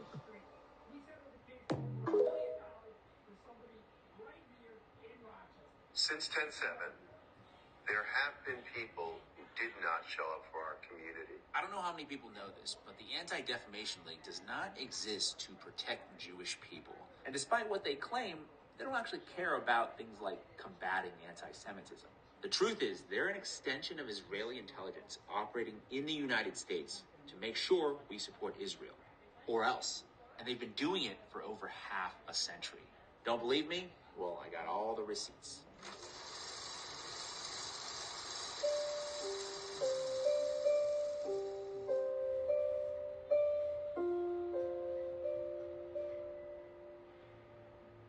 I've always thought the Anti-Defamation League should just drop the anti and just call them what they are. It's a defamation league. I recently sat down with James Banford, a longtime investigative journalist and author who has written extensively about the National Security Agency and other intelligence organizations to uncover the disturbing ways in which the ADL has aligned themselves not to civil rights or the protection of Jewish people, but rather to state and other establishment powers. For J. Barnell Thomas's Un-American Activities Committee comes Lachlan Curry, aide to President Roosevelt. In the 1940s and 50s, the ADL collaborated with the House of Un-American Activities and the FBI to secretly monitor and report on individuals and organizations suspected of communist sympathies or activities. The ADL's monitoring of American citizens continued even after the McCarthy period, including surveillance on key figures of the Black Freedom Movement, including Dr. Martin Luther King Jr. And unbeknownst to most Americans, even today, these kinds of hostile clandestine operations against Americans would continue in the coming years and decades as the ADL's focus on intelligence gathering and propaganda intensified, except this time on behalf of a certain foreign nation. First elected Assembly of Israel opens in Jerusalem. The ADL's coordination with the State of Israel has been documented as early as 1961 per an internal ADL document. Quote, our information, in addition to being essential for our own operations, has been of great value and service to both the United States State Department and the Israeli government. And according to Bamford's research, between 1967 and his retirement in 1997, Erwin Swall, the national director of the ADL, backed by millions of dollars from pro-Israeli sources, ran a nationwide network of agents and informants, launching a large-scale surveillance war against thousands of Americans. Key targets of the ADL included the Arab American Anti-Discrimination Committee, the most mainstream Arab American civil rights group at the time, along with other organizations and individuals who they believed to have expressed pro-Palestinian sympathies, and, shockingly, also groups and individuals organizing boycotts against apartheid South Africa. I say shocked, but then again, if you think about it, perhaps not so shocking given some of Israel's own domestic apartheid policies. The investigation that was done by the San Francisco District Attorney's Office, among the data that came out was that they would spy on organizations that were critical of Israel, spy on organizations that were critical of South Africa, and they would pass that information on to Israel, and they passed the information on to South Africa. This is apartheid South Africa. According to a declassified FBI document, one prominent investigator working on behalf of the ADL was Ray Bullock, a San Franciscan with the codename Cap, who posed as a small-time art dealer in the Castro district. Working clandestinely with Bullock was Thomas Gerard, a detective with the San Francisco Police Department's intelligence unit and a 3-year veteran of the CIA. Bamford wrote that, quote, Gerard would illegally supply Bullock with confidential data from the police and FBI computer files about Americans, many of them pro-Palestinian activists that were targets of the ADL. His reports were then submitted to the ADL's executive director in San Francisco, Richard Hershoff, Court documents ultimately exposed that Bullock and or Hershock admitted that the ADL or its agents gave information to the government of Israel and sold information to the government of South Africa, including information secretly collected from Jewish peace groups. Is that anti-Semitic? America and Israel are rock solid together. The vast majority of us stand with Israel, and with America's support, Israel will do what it needs to. Israel, Israel, Israel. Begins and ends in Israel. A lot of the money are from pro-Israeli organizations. A lot of the information goes to Israel. A lot of the suggestions for influence comes from Israel. I mean, that's what the people on the inside were saying. Their donor base cares about Israel, one former ADL staffer told Jewish Currents magazine. A former ADL lawyer also said, these donors have a huge amount of influence in some ways that are kind of bizarre. And that money and influence went far beyond just spying on individuals and groups critical of Israel, as the ADL has also worked closely with the FBI, including providing training programs for FBI agents and sponsoring specialized trips to Israel for senior officials to study, quote-unquote, counterterrorism tactics. Our job is to build and foster long-term relationships, and the Israelis do an unbelievable amount in the realm of counterterrorism for us. The ADL also conducts training programs for police officers, prosecutors, and judges. And to date, the ADL has trained over 150,000 law enforcement professionals in the United States. They also have the power to monitor social media activity across all major platforms and change social media algorithms the way they see fit. Don't believe me? Well, here's Jonathan Greenblatt, the CEO of the ADL. We work with YouTube to get them to change their algorithms. We work with Facebook on trying to use a redirect method, so when you search for Holocaust, you get directed to like a Yad Vashem page. We opened a center in Silicon Valley back in 2017. And the woman who runs it, she's an ex-Facebook executive.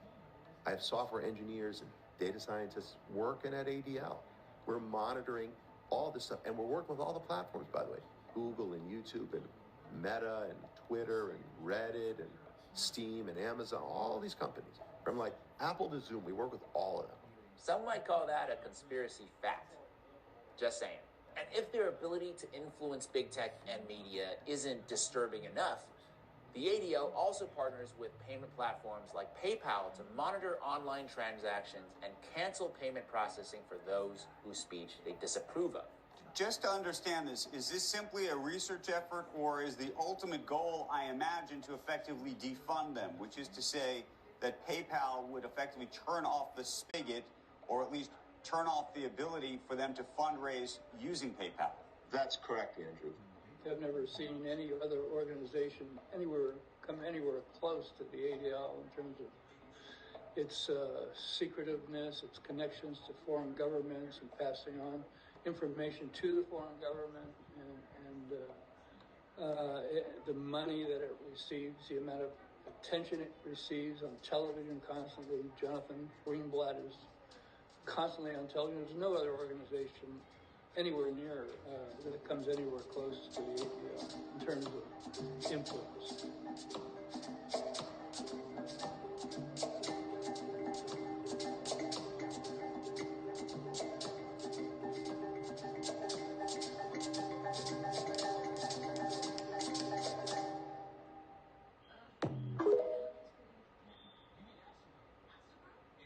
You signed a law where school districts can't even tell parents if their kids are trans. Not true. Okay, Factually untrue. Okay, then. No, they can. They just can't get fired for not doing that.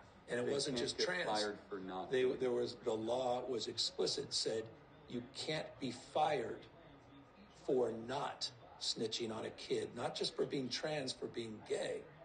And my point is, how in the hell? But shouldn't the parents know? They have every. But is by the telling way, parents snitching? No, the teachers themselves have the right. The law is they can do that. They can do that. We're not saying you can't do that. We're saying you shouldn't be fired if you choose not to say Johnny was talking about liking some other boy or something. That's a charitable reading. It's not charitable. It's actually the freedom not to. Let me tell you the other way to say this: that a teacher, of course, should be fired if you don't notify a parent of what's happening to their kid. But Of course they should be terminated for that. If Whose on health and safety, whose shouldn't they kid be is it, teaching? though? I want these kids to teach. I want these teachers to teach. And by the way, if they feel like the health or safety of the kid, they have a responsibility to communicate. They still can. By the way, we're not telling these teachers they can't. We're saying they won't be fired if they don't look around and say in the recess, there were 2 boys. Why didn't you see that? You're fired. You should have said something hold because on. they're talking You're about 2 different things.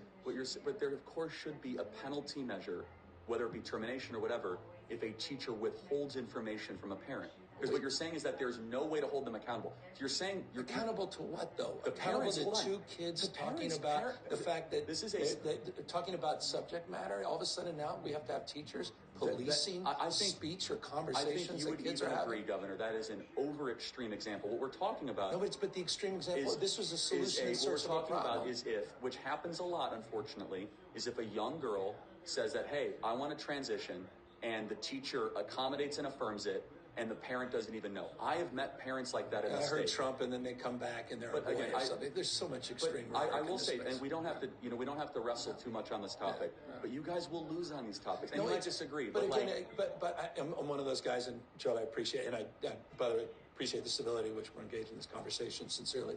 I don't mind losing. Sometimes you lose on principle. It's one of those things. Everything's not political is the point, and sometimes the principle. And by the way, mad respect for you on abortion and same-sex marriage. You feel the same American way. people don't agree with me. Exactly, and I admire that on principle. But for me, it's not just political, and I appreciate you making that point. I deeply am mindful of the politics of this, which are very unhelpful. Okay, I just personally, it's unhelpful. More broadly, professionally, the Democratic Party and our brand. And one of the reasons, to your point, the Democratic Party brand has just been crushed. And so, as your self-awareness is helpful to know, because it is deeply unpopular, and I think that is an ascendant political force, that is not going away. No, I appreciate it, but I also appreciate you hold deeply unpopular beliefs. Of course I do, but But you're not running for office. I'm not going to run for president as a moderate. There are some really exciting developments going on out there in the field. I saw today, all at the same time, Candace Owens appeared on Theo Von talking about Jeffrey Epstein, Israel's use of sexual blackmail to control the United States. I saw Ian Carroll on Joe Rogan talking about Pizzagate and the Kennedy assassination and talking about Israel's Mossad and their involvement with Epstein, among other things. And I saw Andrew Tate on the Nelk Boys, and this was maybe the funniest one. Andrew Tate said, in every country, there are certain groups or people you're not allowed to criticize. In Russia, you can't criticize Putin. In the Middle East, you can't criticize Islam. He said, what do you think it is in the United States? And the Nelk Boys say, the Dems? The Democrats? The Democrats? Joe Biden? Anyway, and Andrew Tate goes, no, it's the Jews. You can't criticize the Jews. And at the same time, Ye is still going off on Twitter. The rampage continues. And I wake up every day, and we live in a world now where the red pill has gone mainstream. The people are waking up. Everywhere you look, everywhere you turn, it is unavoidable. People are talking about the 2 biggest problems in the world right now, which are these: white genocide and the influence of Jews. Transnational organized Jewry. Those are the 2 big problems. The 2 big problems are that there is a demographic transition that, due to globalization, communication, and transportation technology, the poor brown hordes in the global south are migrating into Europe, the United States, Australia, Canada, all of the Western white countries. They're being allowed to come here. Their arrival is facilitated by elites and bureaucrats because modernity is causing the fertility rate and the amount of people being born in these countries to fall off of a cliff to the point where we're no longer replacing the population with our own children. As a result, average IQ is plummeting. Diversity is causing civil and social strife. social dislocation leading to depression, disassociation, and loss of identity. And the latter issue is that there is clearly a transnational gang or mob. We could call it simply organized Jewry, but powerful elite Jews in the capitals of all the Western countries, as well as their former colonial possessions.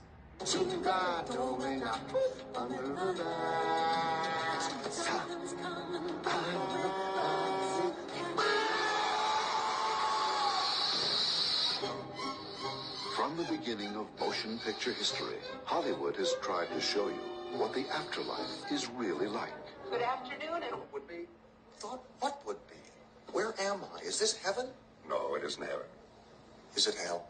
No, it isn't hell either. Actually, there is no hell. Although I hear Los Angeles is getting pretty close. Well, Daniel, let me tell you what's going on. When you're born into this universe, you're in it for a long, long time. You have many different lifetimes. And after each lifetime, there's an examining period, which you're in now. You see, every second of every lifetime is always recorded.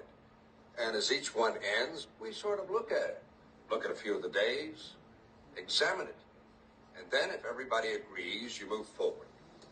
What do you mean move forward? I mean, move forward, continue onward. The point of this whole thing is to keep getting smarter, to keep growing, to use as much of your brain as possible. For example, I use 48% of my brain.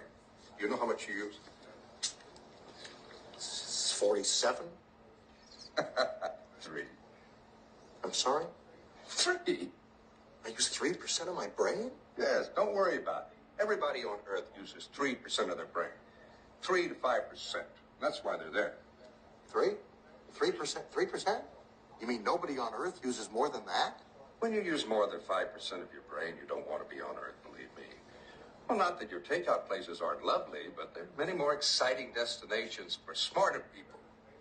Now, being from Earth as you are and using as little of your brain as you do, your life has pretty much been devoted to dealing with fear. It has? Well, everybody on Earth deals with fear. That's what little brains do. What are little brains? That's what we call you folks behind your back.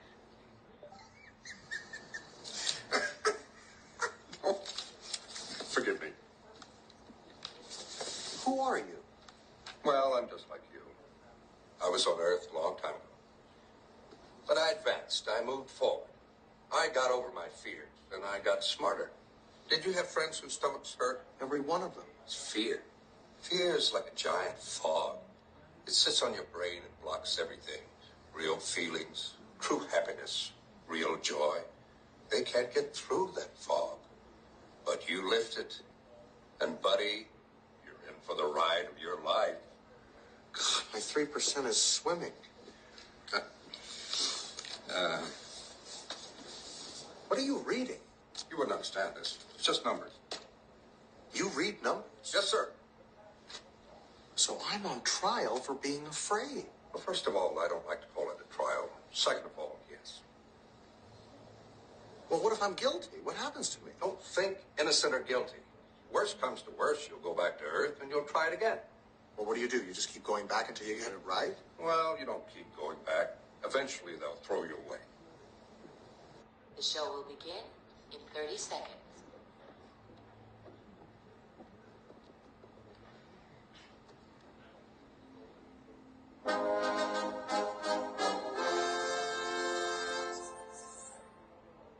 Welcome to the Past Lives Pavilion. In a moment, you will be asked to place your right hand on the plate next to you. An image of yourself in a former life will soon appear. When you have seen enough, simply remove your hand from the plate. Since we want to be fair and accommodate everyone, you will be limited to 5 past lives only. Thank you. Please place your hand on the plate now.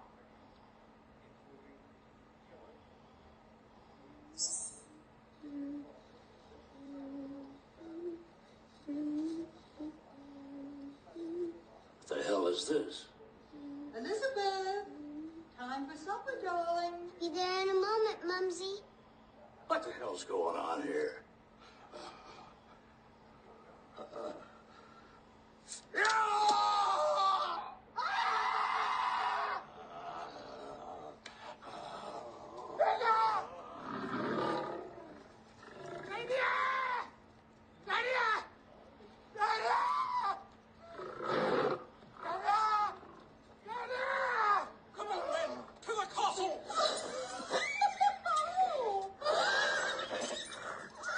It's incredible. Who are you? I'm Prince Valiant. Really? Yeah. Who are you? Dinner.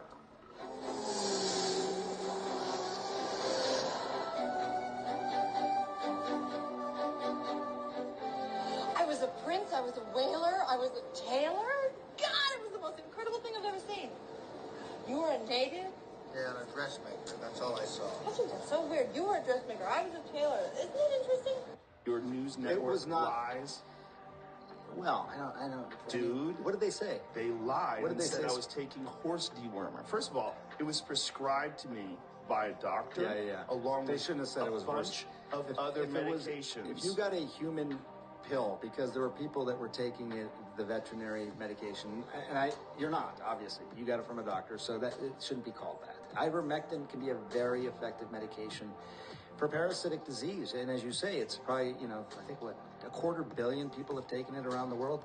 I get More. that. Way more. So way more. can- Billions of people have taken it. Can I just come back to the one I want to talk about? Two things You on the have ledger. to- You have, before we get to that, does it bother you that the news network you work for out and out lied, just outright lied about me taking horse dewormer? They shouldn't have said that. Why did they do that? I don't know. You didn't ask? You didn't think that was you're the medical guy over there. I didn't ask. I should have asked before. But they coming did on it with the podcast. such glee. No, Yes, Joe. they did. I watched. You watched? I watched. You watched? No, I don't think there's Yes, glee. they did. I don't. No one takes. Joe Rogan says he has COVID, taking livestock drug despite warnings. Yeah. Jamie had to pull this up. You want to play it? Does she This have is your glee? news network. I'm gonna Let's watch. see. I'm gonna watch. Rogan telling his 13 million Instagram followers that he was treated with several drugs, and he included ivermectin on the list, a drug used for livestock. The FDA and the CDC warned against using to treat COVID. Turns out I got COVID. Look, they put a yellow filter on me too. All They did. That's monoclonal. You see the original antibodies, video versus that? I look like shit there. Do you know that? I think you look good. Pause. That's enough. Prednisone. I don't That's think enough, Jim. I don't think Aaron. Oh well, it's more Brian Stelter was the. Because America decides to ally itself with the Soviet Union against Germany, and then come in and subdivide Europe between America and the Soviet Union. So they hand over half of Europe to the communists, and then they take the western half of Europe, and basically America then forcibly destroys all the empires of Europe, subordinates all the Western European powers to America, and then America, well, the Jews who control America, start infecting Western Europe with this liberal, post-World War II ideology about how nationalism is evil, because they don't want anything like National Socialism ever to arise again. So they have to teach all the people of Western Europe that putting your country first is evil, that loving your own country is evil, and they start spreading, far-left ideology, degeneracy, feminism, promoting mass immigration, promoting, white replacement, promoting a kind of suicidal attitude, basically, in whites. Destroy the white family, destroy white nations. Make sure that nothing like National Socialism ever comes into existence again. Yeah. And that then becomes basically the entire ethos of the international order that gets erected after World War II, that never again. And it's like, and all of these crimes are attributed to National Socialism, which are just bullshit. Like the Holocaust, it's bullshit. Jews were put in camps, but there wasn't 6 million Jews that died in the Holocaust. It's just bullshit. Yeah, I guess since we're going here, I was just reading yesterday, I should have known this, but I was realizing the main guy was Rudolf Haas. He's the main guy the whole narrative is based around. They tortured him for 3 days, 5 Jews, and the guy admitted, I can't remember, unfortunately I forget his name, but he admitted to torturing him for 3 days without sleep until finally he signed the paper saying he did the Holocaust. And they also threatened to torture and kill his kids, so he went along with this. That is the whole man that is based off of. That's the whole thing was written around him.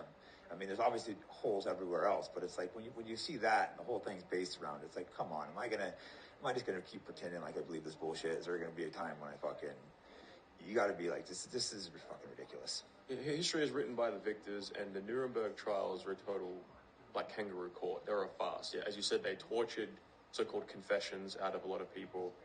Threatening to torture their kids and kill their kids even. It's like, if I had my kids, of course I'll be, sure, I killed 6 million Jews in gas chambers. What are you gonna do, you know? Yeah, but also, I mean, there's just so much circumstantial evidence, like, the chimneys aren't connected on these so-called gas chambers. Why didn't they just shoot them?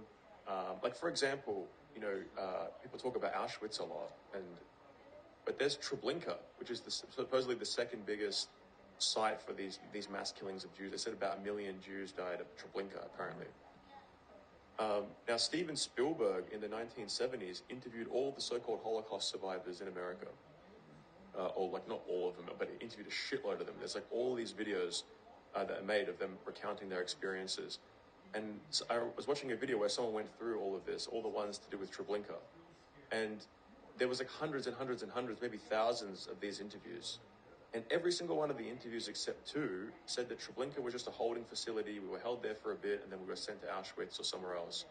And nothing much happened at Treblinka, they were all saying.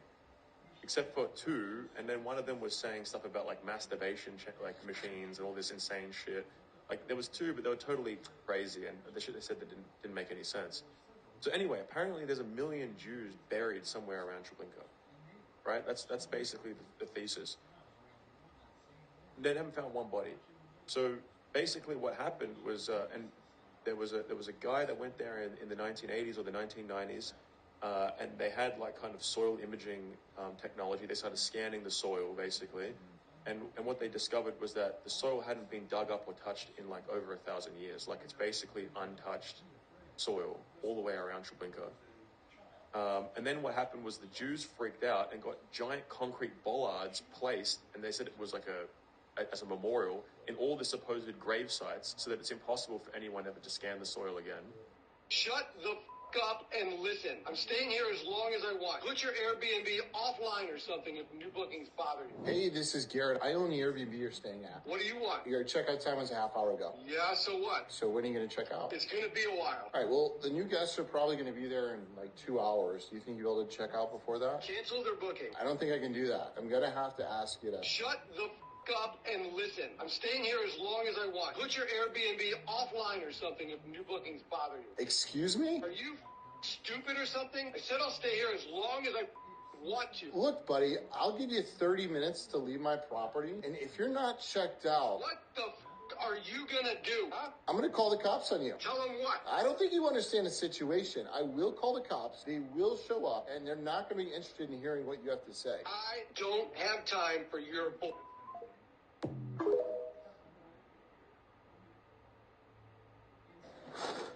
Look at your children. Aren't you proud of them? There's a bomb in New York. Where in New York? 701 Mercedes, 32nd floor. Fucking stop him now. The second one. Los Angeles, 18750 Sentinel. I beg you, please stop him. The third one you said. Dallas basement. 1533 Smith. Don't let him hurt them. Please don't let him hurt them. H, he told us. He told us where they are. He's lying. How long before you verify the others? 20. 20 minutes. Well, I have 20 minutes with them then. We will assume that the current methods of interrogation will continue unless otherwise directed by a higher authority. We don't stop until this all checks out. They're children, innocent children. There are no innocent children. Too selfish and weak to carry out his own plan? There's more, isn't there? No. Do you believe I can do this? H, he believes it. Faith is not enough. He has to know it. He knows it. Knowing it is not enough. He has to see it. No! There's a lot of persecution of Christians, and I'm really bothered by it. Your family is Arab Christian. Awful lot of Arab Christians get killed in a bunch of different countries all the time. And no one says a word about it. Christian persecution is something really close to my heart. In fact, I just executive produced an animated short film called The 21, which came out towards the end of February on the 10th anniversary of the martyrdom of the 21 martyrs in Libya. 20 of them were Coptic Christians from Egypt One of them was non-Christian initially from Ghana, and they just rounded up all these guys. The ISIS came and rounded them up, tried to force them to deny their faith. They're just migrant workers. They got rounded up, just captured. ISIS was like, yeah, deny your faith and we'll let you go. Don't deny it, we'll kill you. Like, oh, well, we're not going to do that, so. And they tortured them for months. Even the guy from Ghana, ISIS said to him, like, you can go, you're okay, you're not Christian, you're not one of these guys. And he's like, no, their God is my God. And so they say he converted and he died with them. At the end of the day, what people walk away with is that these guys had the opportunity to say, no, I'm not Christian, and then live. But none of them did it. They went to their graves. They wouldn't deny their faith. And so I got a chance to screen this film for the first time with the families of the martyrs 10 years later. Oh my gosh. Which was words fail me because it was such an overwhelmingly powerful experience to be there with them. When you talk to them, full of joy. More than one of them thanked their captors because they feel, and you know, as Christians we believe this, that because they died for their faith, they got a straight shot right to the divine, right to God. They're like, we thank them because they sent them right to heaven. So the Coptic Church declared them saints. And then very recently, the Catholic Church, it's the first time it's happened, Catholic Church also considered them saints because they died for the faith.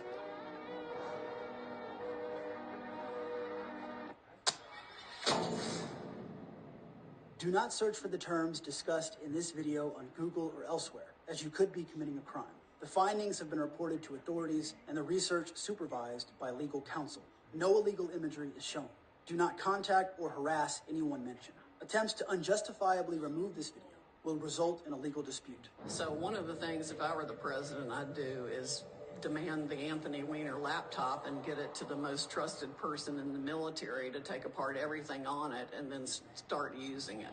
There's a lot that can be prosecuted. In fact, I heard that the New York police officers who saw some of it, even though they're hardened investigators, literally had to go throw up.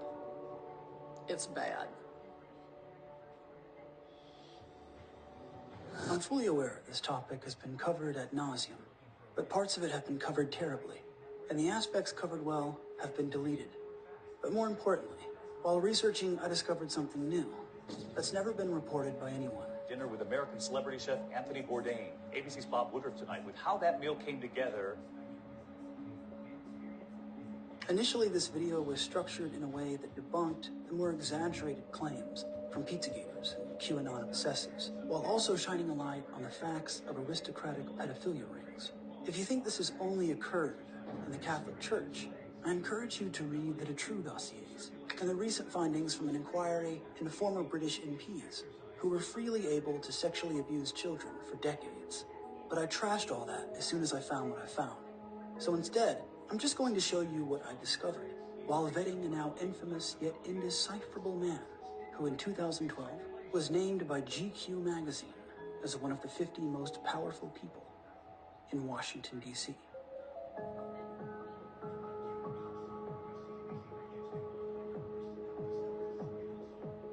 James Alefantis is an avid art collector, prolific fundraiser, owner of multiple establishments including Comet Ping Pong, and was personally thanked by Hillary Clinton for what she called his extraordinary talent during her Cooking with Fratelli Podesta fundraiser. He is pictured here with Tony Podesta, who celebrates his birthday with Alefantis almost every year. His previous boyfriend was founder of Media Matters, David Brock.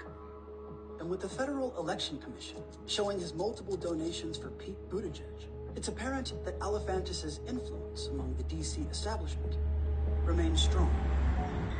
But why was anyone suspicious of him in the first place? More specifically, why did anyone equate him with something as monstrous as pedophilia? One reason surrounds the rhetoric of several bands who often perform at Comet Ping Pong. This video shows Amanda Kleinman, keyboardist for a group called Heavy Breathing.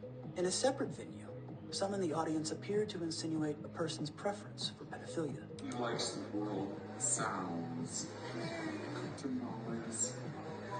And little boys. And children. I think I was his manager. No. We all have preferences. Another group is DC punk band Loud Boys. who we'll see again later. But for the sake of time, we'll end with sex stains.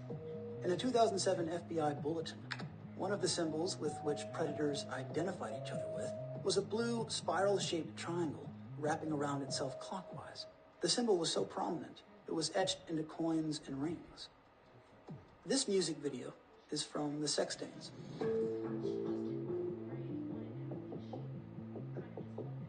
Their promotional posters said they were for, quote, all ages. According to Elephantis, Comet Ping Pong is a family restaurant with a back room designated for children's birthdays. This is the kids' party or the family? Birthday parties. Another reason some were suspicious of Elephantis surrounds his close relationship with Tony Podesta, a former super lobbyist who's had a lifetime friendship with convicted pedophile Dennis Hastert. Additionally, Tony's art collection. Now, any of these works, on its own, could merely be employing theatrical strategies to inspire insight. But it's when they're all collected by one person that it begins to say more about the collector than the artist's intent. Among those artists who made up Tony's collection included Maria Marshall, Margie Geerlings, Patricia Piccinini, Marina Abramovic. I'd like to tell you a story how we in Balkan killed the rats. Kim Noble,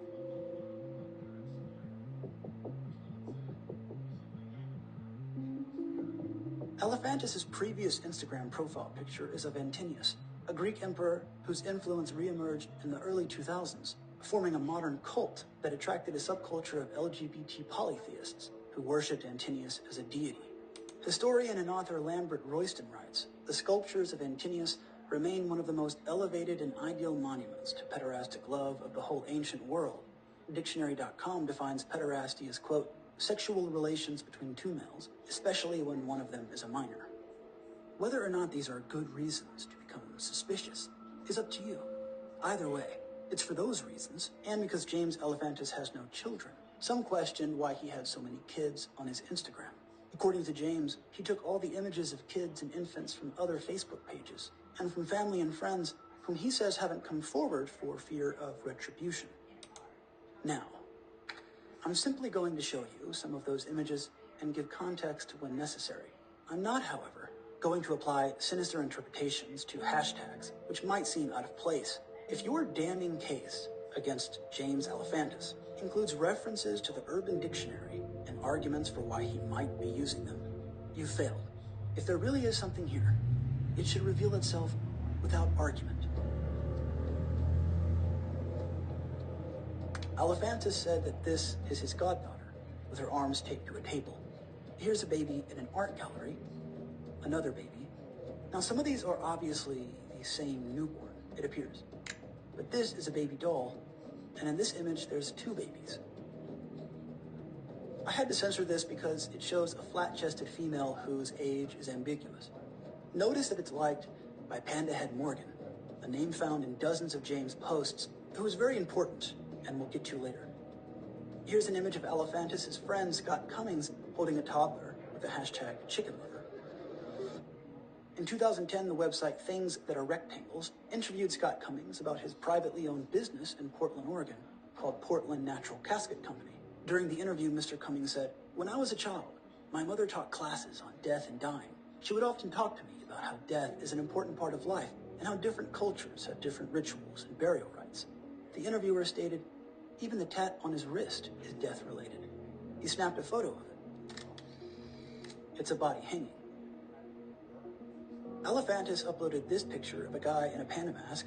Here are many other images of pandas with the hashtag #ComePanda.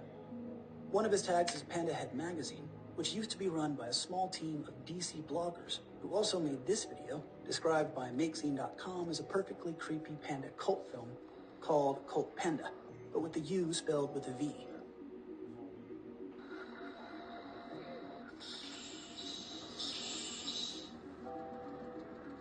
Here, James commented murder. Another user working on my night cheese, who I'll refer to as WC, commented killed room. WC owned a workshop in the industrial complex pictured here called the Pajama Factory, where he, similar to Mr. Cummings, also built coffins, many of which were child size. WC can be found commenting here to another Instagram user, J. Blair Smith, who uploaded this image commenting, "My favorite pedo." J. Blair Smith uploaded this drawing of a woman being hanged and what appears to be a baby statue that's been burnt. User Joshua Ryan V posted these while at Comet Ping Pong. He also played in a low-budget independent film called Kill Dolly Kill. Kill them, Benji. Kill them.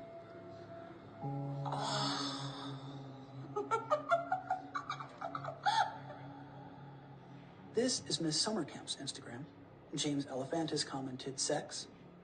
Miss Summercamp also posted this picture of a little girl holding a watermelon with the end of a tagline saying priceless. He said, quote, "Priceless isn't the word most people use upon tasting me."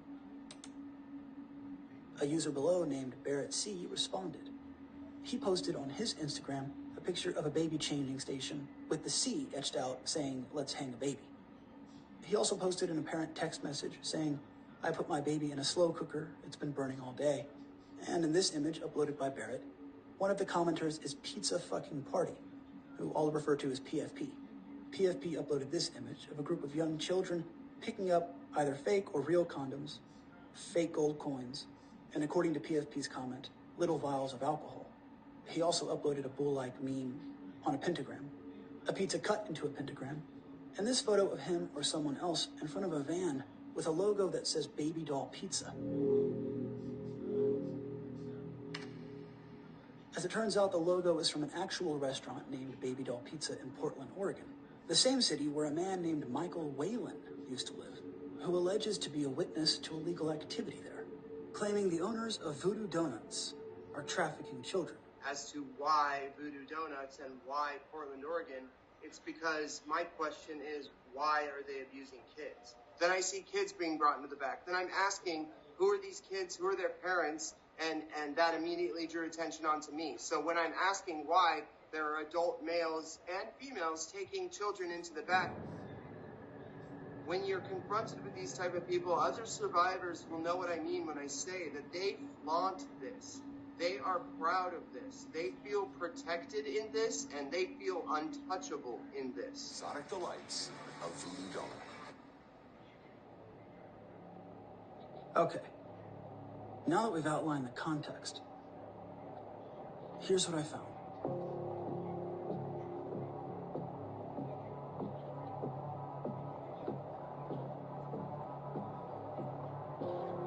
In this image from James, he references pickles and tags a user named Gordy's Pickle Jar. Together they seem to be enjoying a pickle-related inside joke. It turns out Gordy's Pickle Jar is a real establishment in Washington, D.C. that makes cocktail brines, Bloody Mary mixes, and other related spreads. Their Instagram shows them at Comet Ping Pong. And here are both owners, Sarah Gordon and Sheila Fain.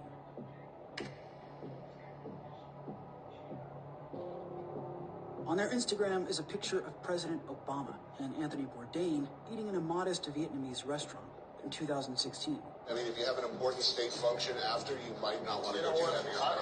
I'm going with this thing.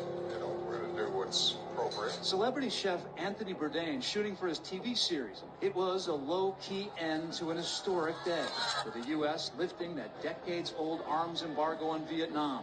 David, the president's trip has also brought very good news to American giant Boeing, which signed an $11 billion order today to deliver 100 jetliners to Vietnam. The red words behind them are Vietnamese for not smoking. Either way, after finding that out, I decided to type the words into Google.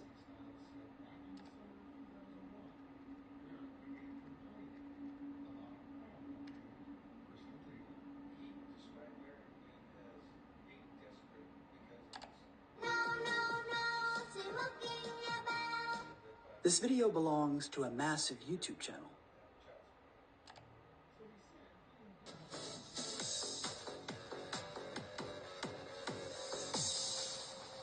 almost all videos showing Vietnamese children and a BH Kids logo.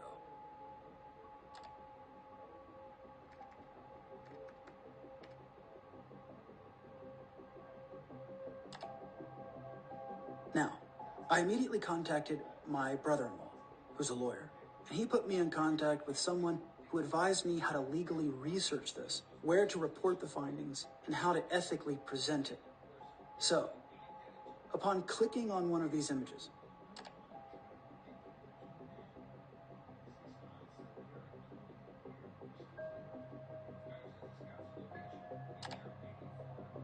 I discovered that the term BH or BH Kids leads to a plethora of websites showing children modeling underwear, and in several instances, showing young girls posing in an indecent manner with the top half of their body exposed. Surprisingly, as you just saw, some of these illicit images showing naked children were suggested to me from Google.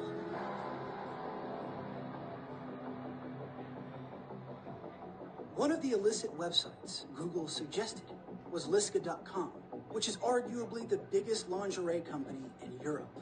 It's important to understand that Liska doesn't market to children, that their YouTube channel, fashion shows, and catalogs show only adults. When typing Liska into Google, the images show only adults. The same goes for their website, where not a single image of a child can be found. But if that's true, how was I suggested this image of a naked girl from Liska.com? The answer lies in the cryptic use of BH Kids. For example, if I simply go to Liska.com by normally typing in the domain name, the illicit images are nowhere to be found. The kids' swimwear section is as it should be, meaning they only show the swimsuits and not the children modeling them. But when I type BH Kids into Google, in the Images tab, the same Liska website pulls up. But this time, it shows the naked girl. Here's the crucial point. The steps listed to find this illicit image is home, outlet, kids, Kim, swimwear. But if you go to the site by typing in the domain name, the step required to be able to see that image is missing. This step, Kim, doesn't exist. So as it pertains to these sites, the term BH or BH Kids acts as a code for child predators, serving as a kind of key which can activate hidden links that were not otherwise accessible when visiting the site normally. Therefore, the associations between BH, BH Kids, and pedophilic content are clear. Although it's speculation, other potential uses of the term could include Bad Baby, a sexually explicit minor whose stage name is spelled with the BH. White J, white Porsche, white wrist, white horse. One must be careful, however, not to apply malicious intent to every organization that happens to use the term, like B&H Photo, for instance, whose website functions in no way like the websites in question.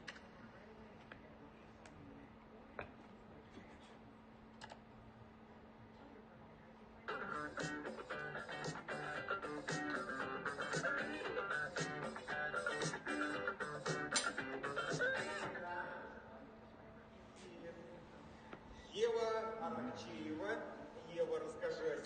На светлый счет. Так откроешь?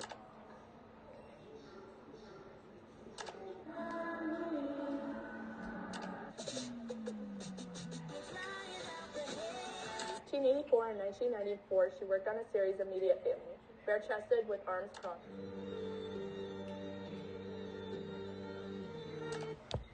Вдох, выдох, рассол.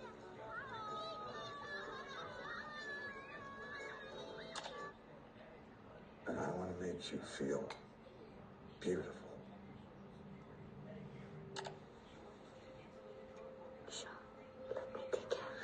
Let me tell you how things should proceed.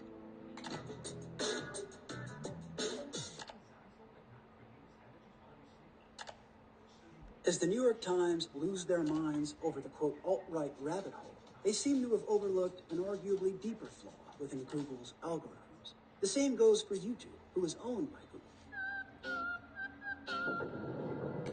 Somehow, I was able to find this insidious code from this image. An image that was taken during an event where our country was opening up travel to and from Vietnam. An image of a man whose suicide would require another video, and posted from two women intimately connected with James Alefantis. Now, I also discovered something else. If I simply take an isolated photograph of my In-N-Out burger sitting on a table, an anonymous In-N-Out burger, I'll get like 50,000 likes in 9 minutes.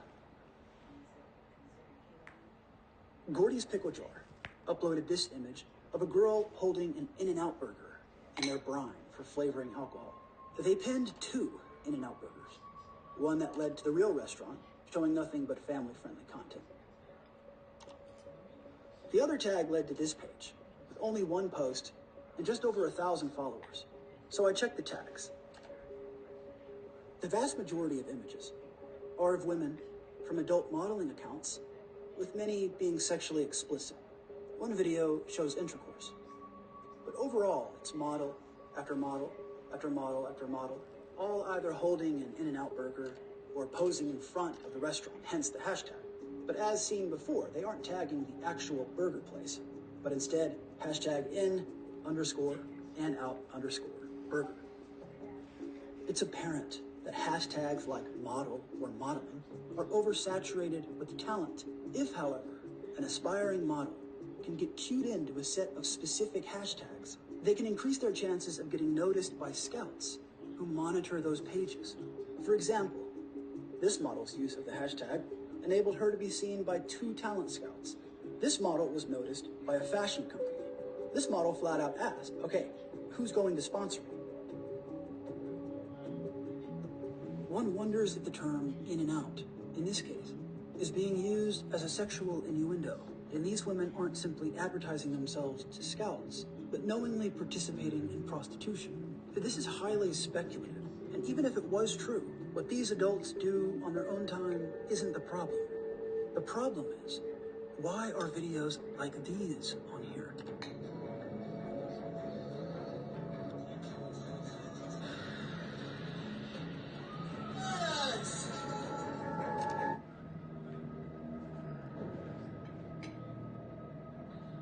This organization is called Crazy Pants, a kids' clothing company that also participates in kid pageants. In 2018, TechCrunch ran a story exposing WhatsApp's child abuse problem. A spokesperson claimed the abbreviation CP was a prominent indicator of these groups. Stores like Crazy Pants should be fully aware their events draw in predators and take precautions that can deter them.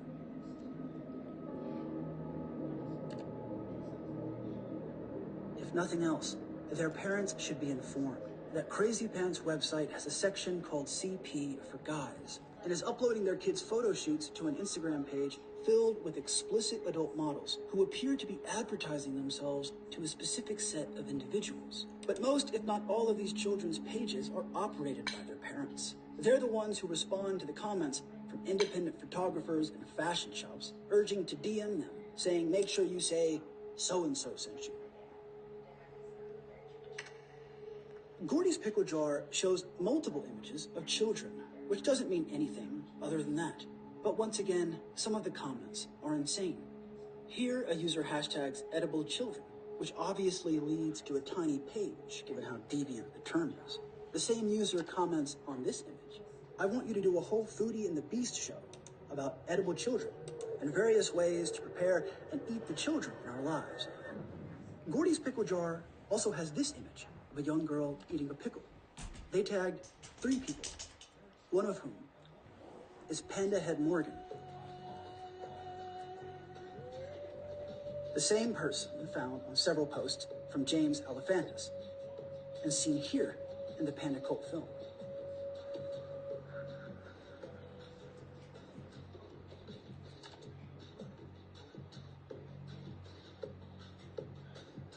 Her name is Morgan Hungerford West, known for her, quote, problem-solving skills, and the founder of Creative DC, a hashtag related to events surrounding the DC area.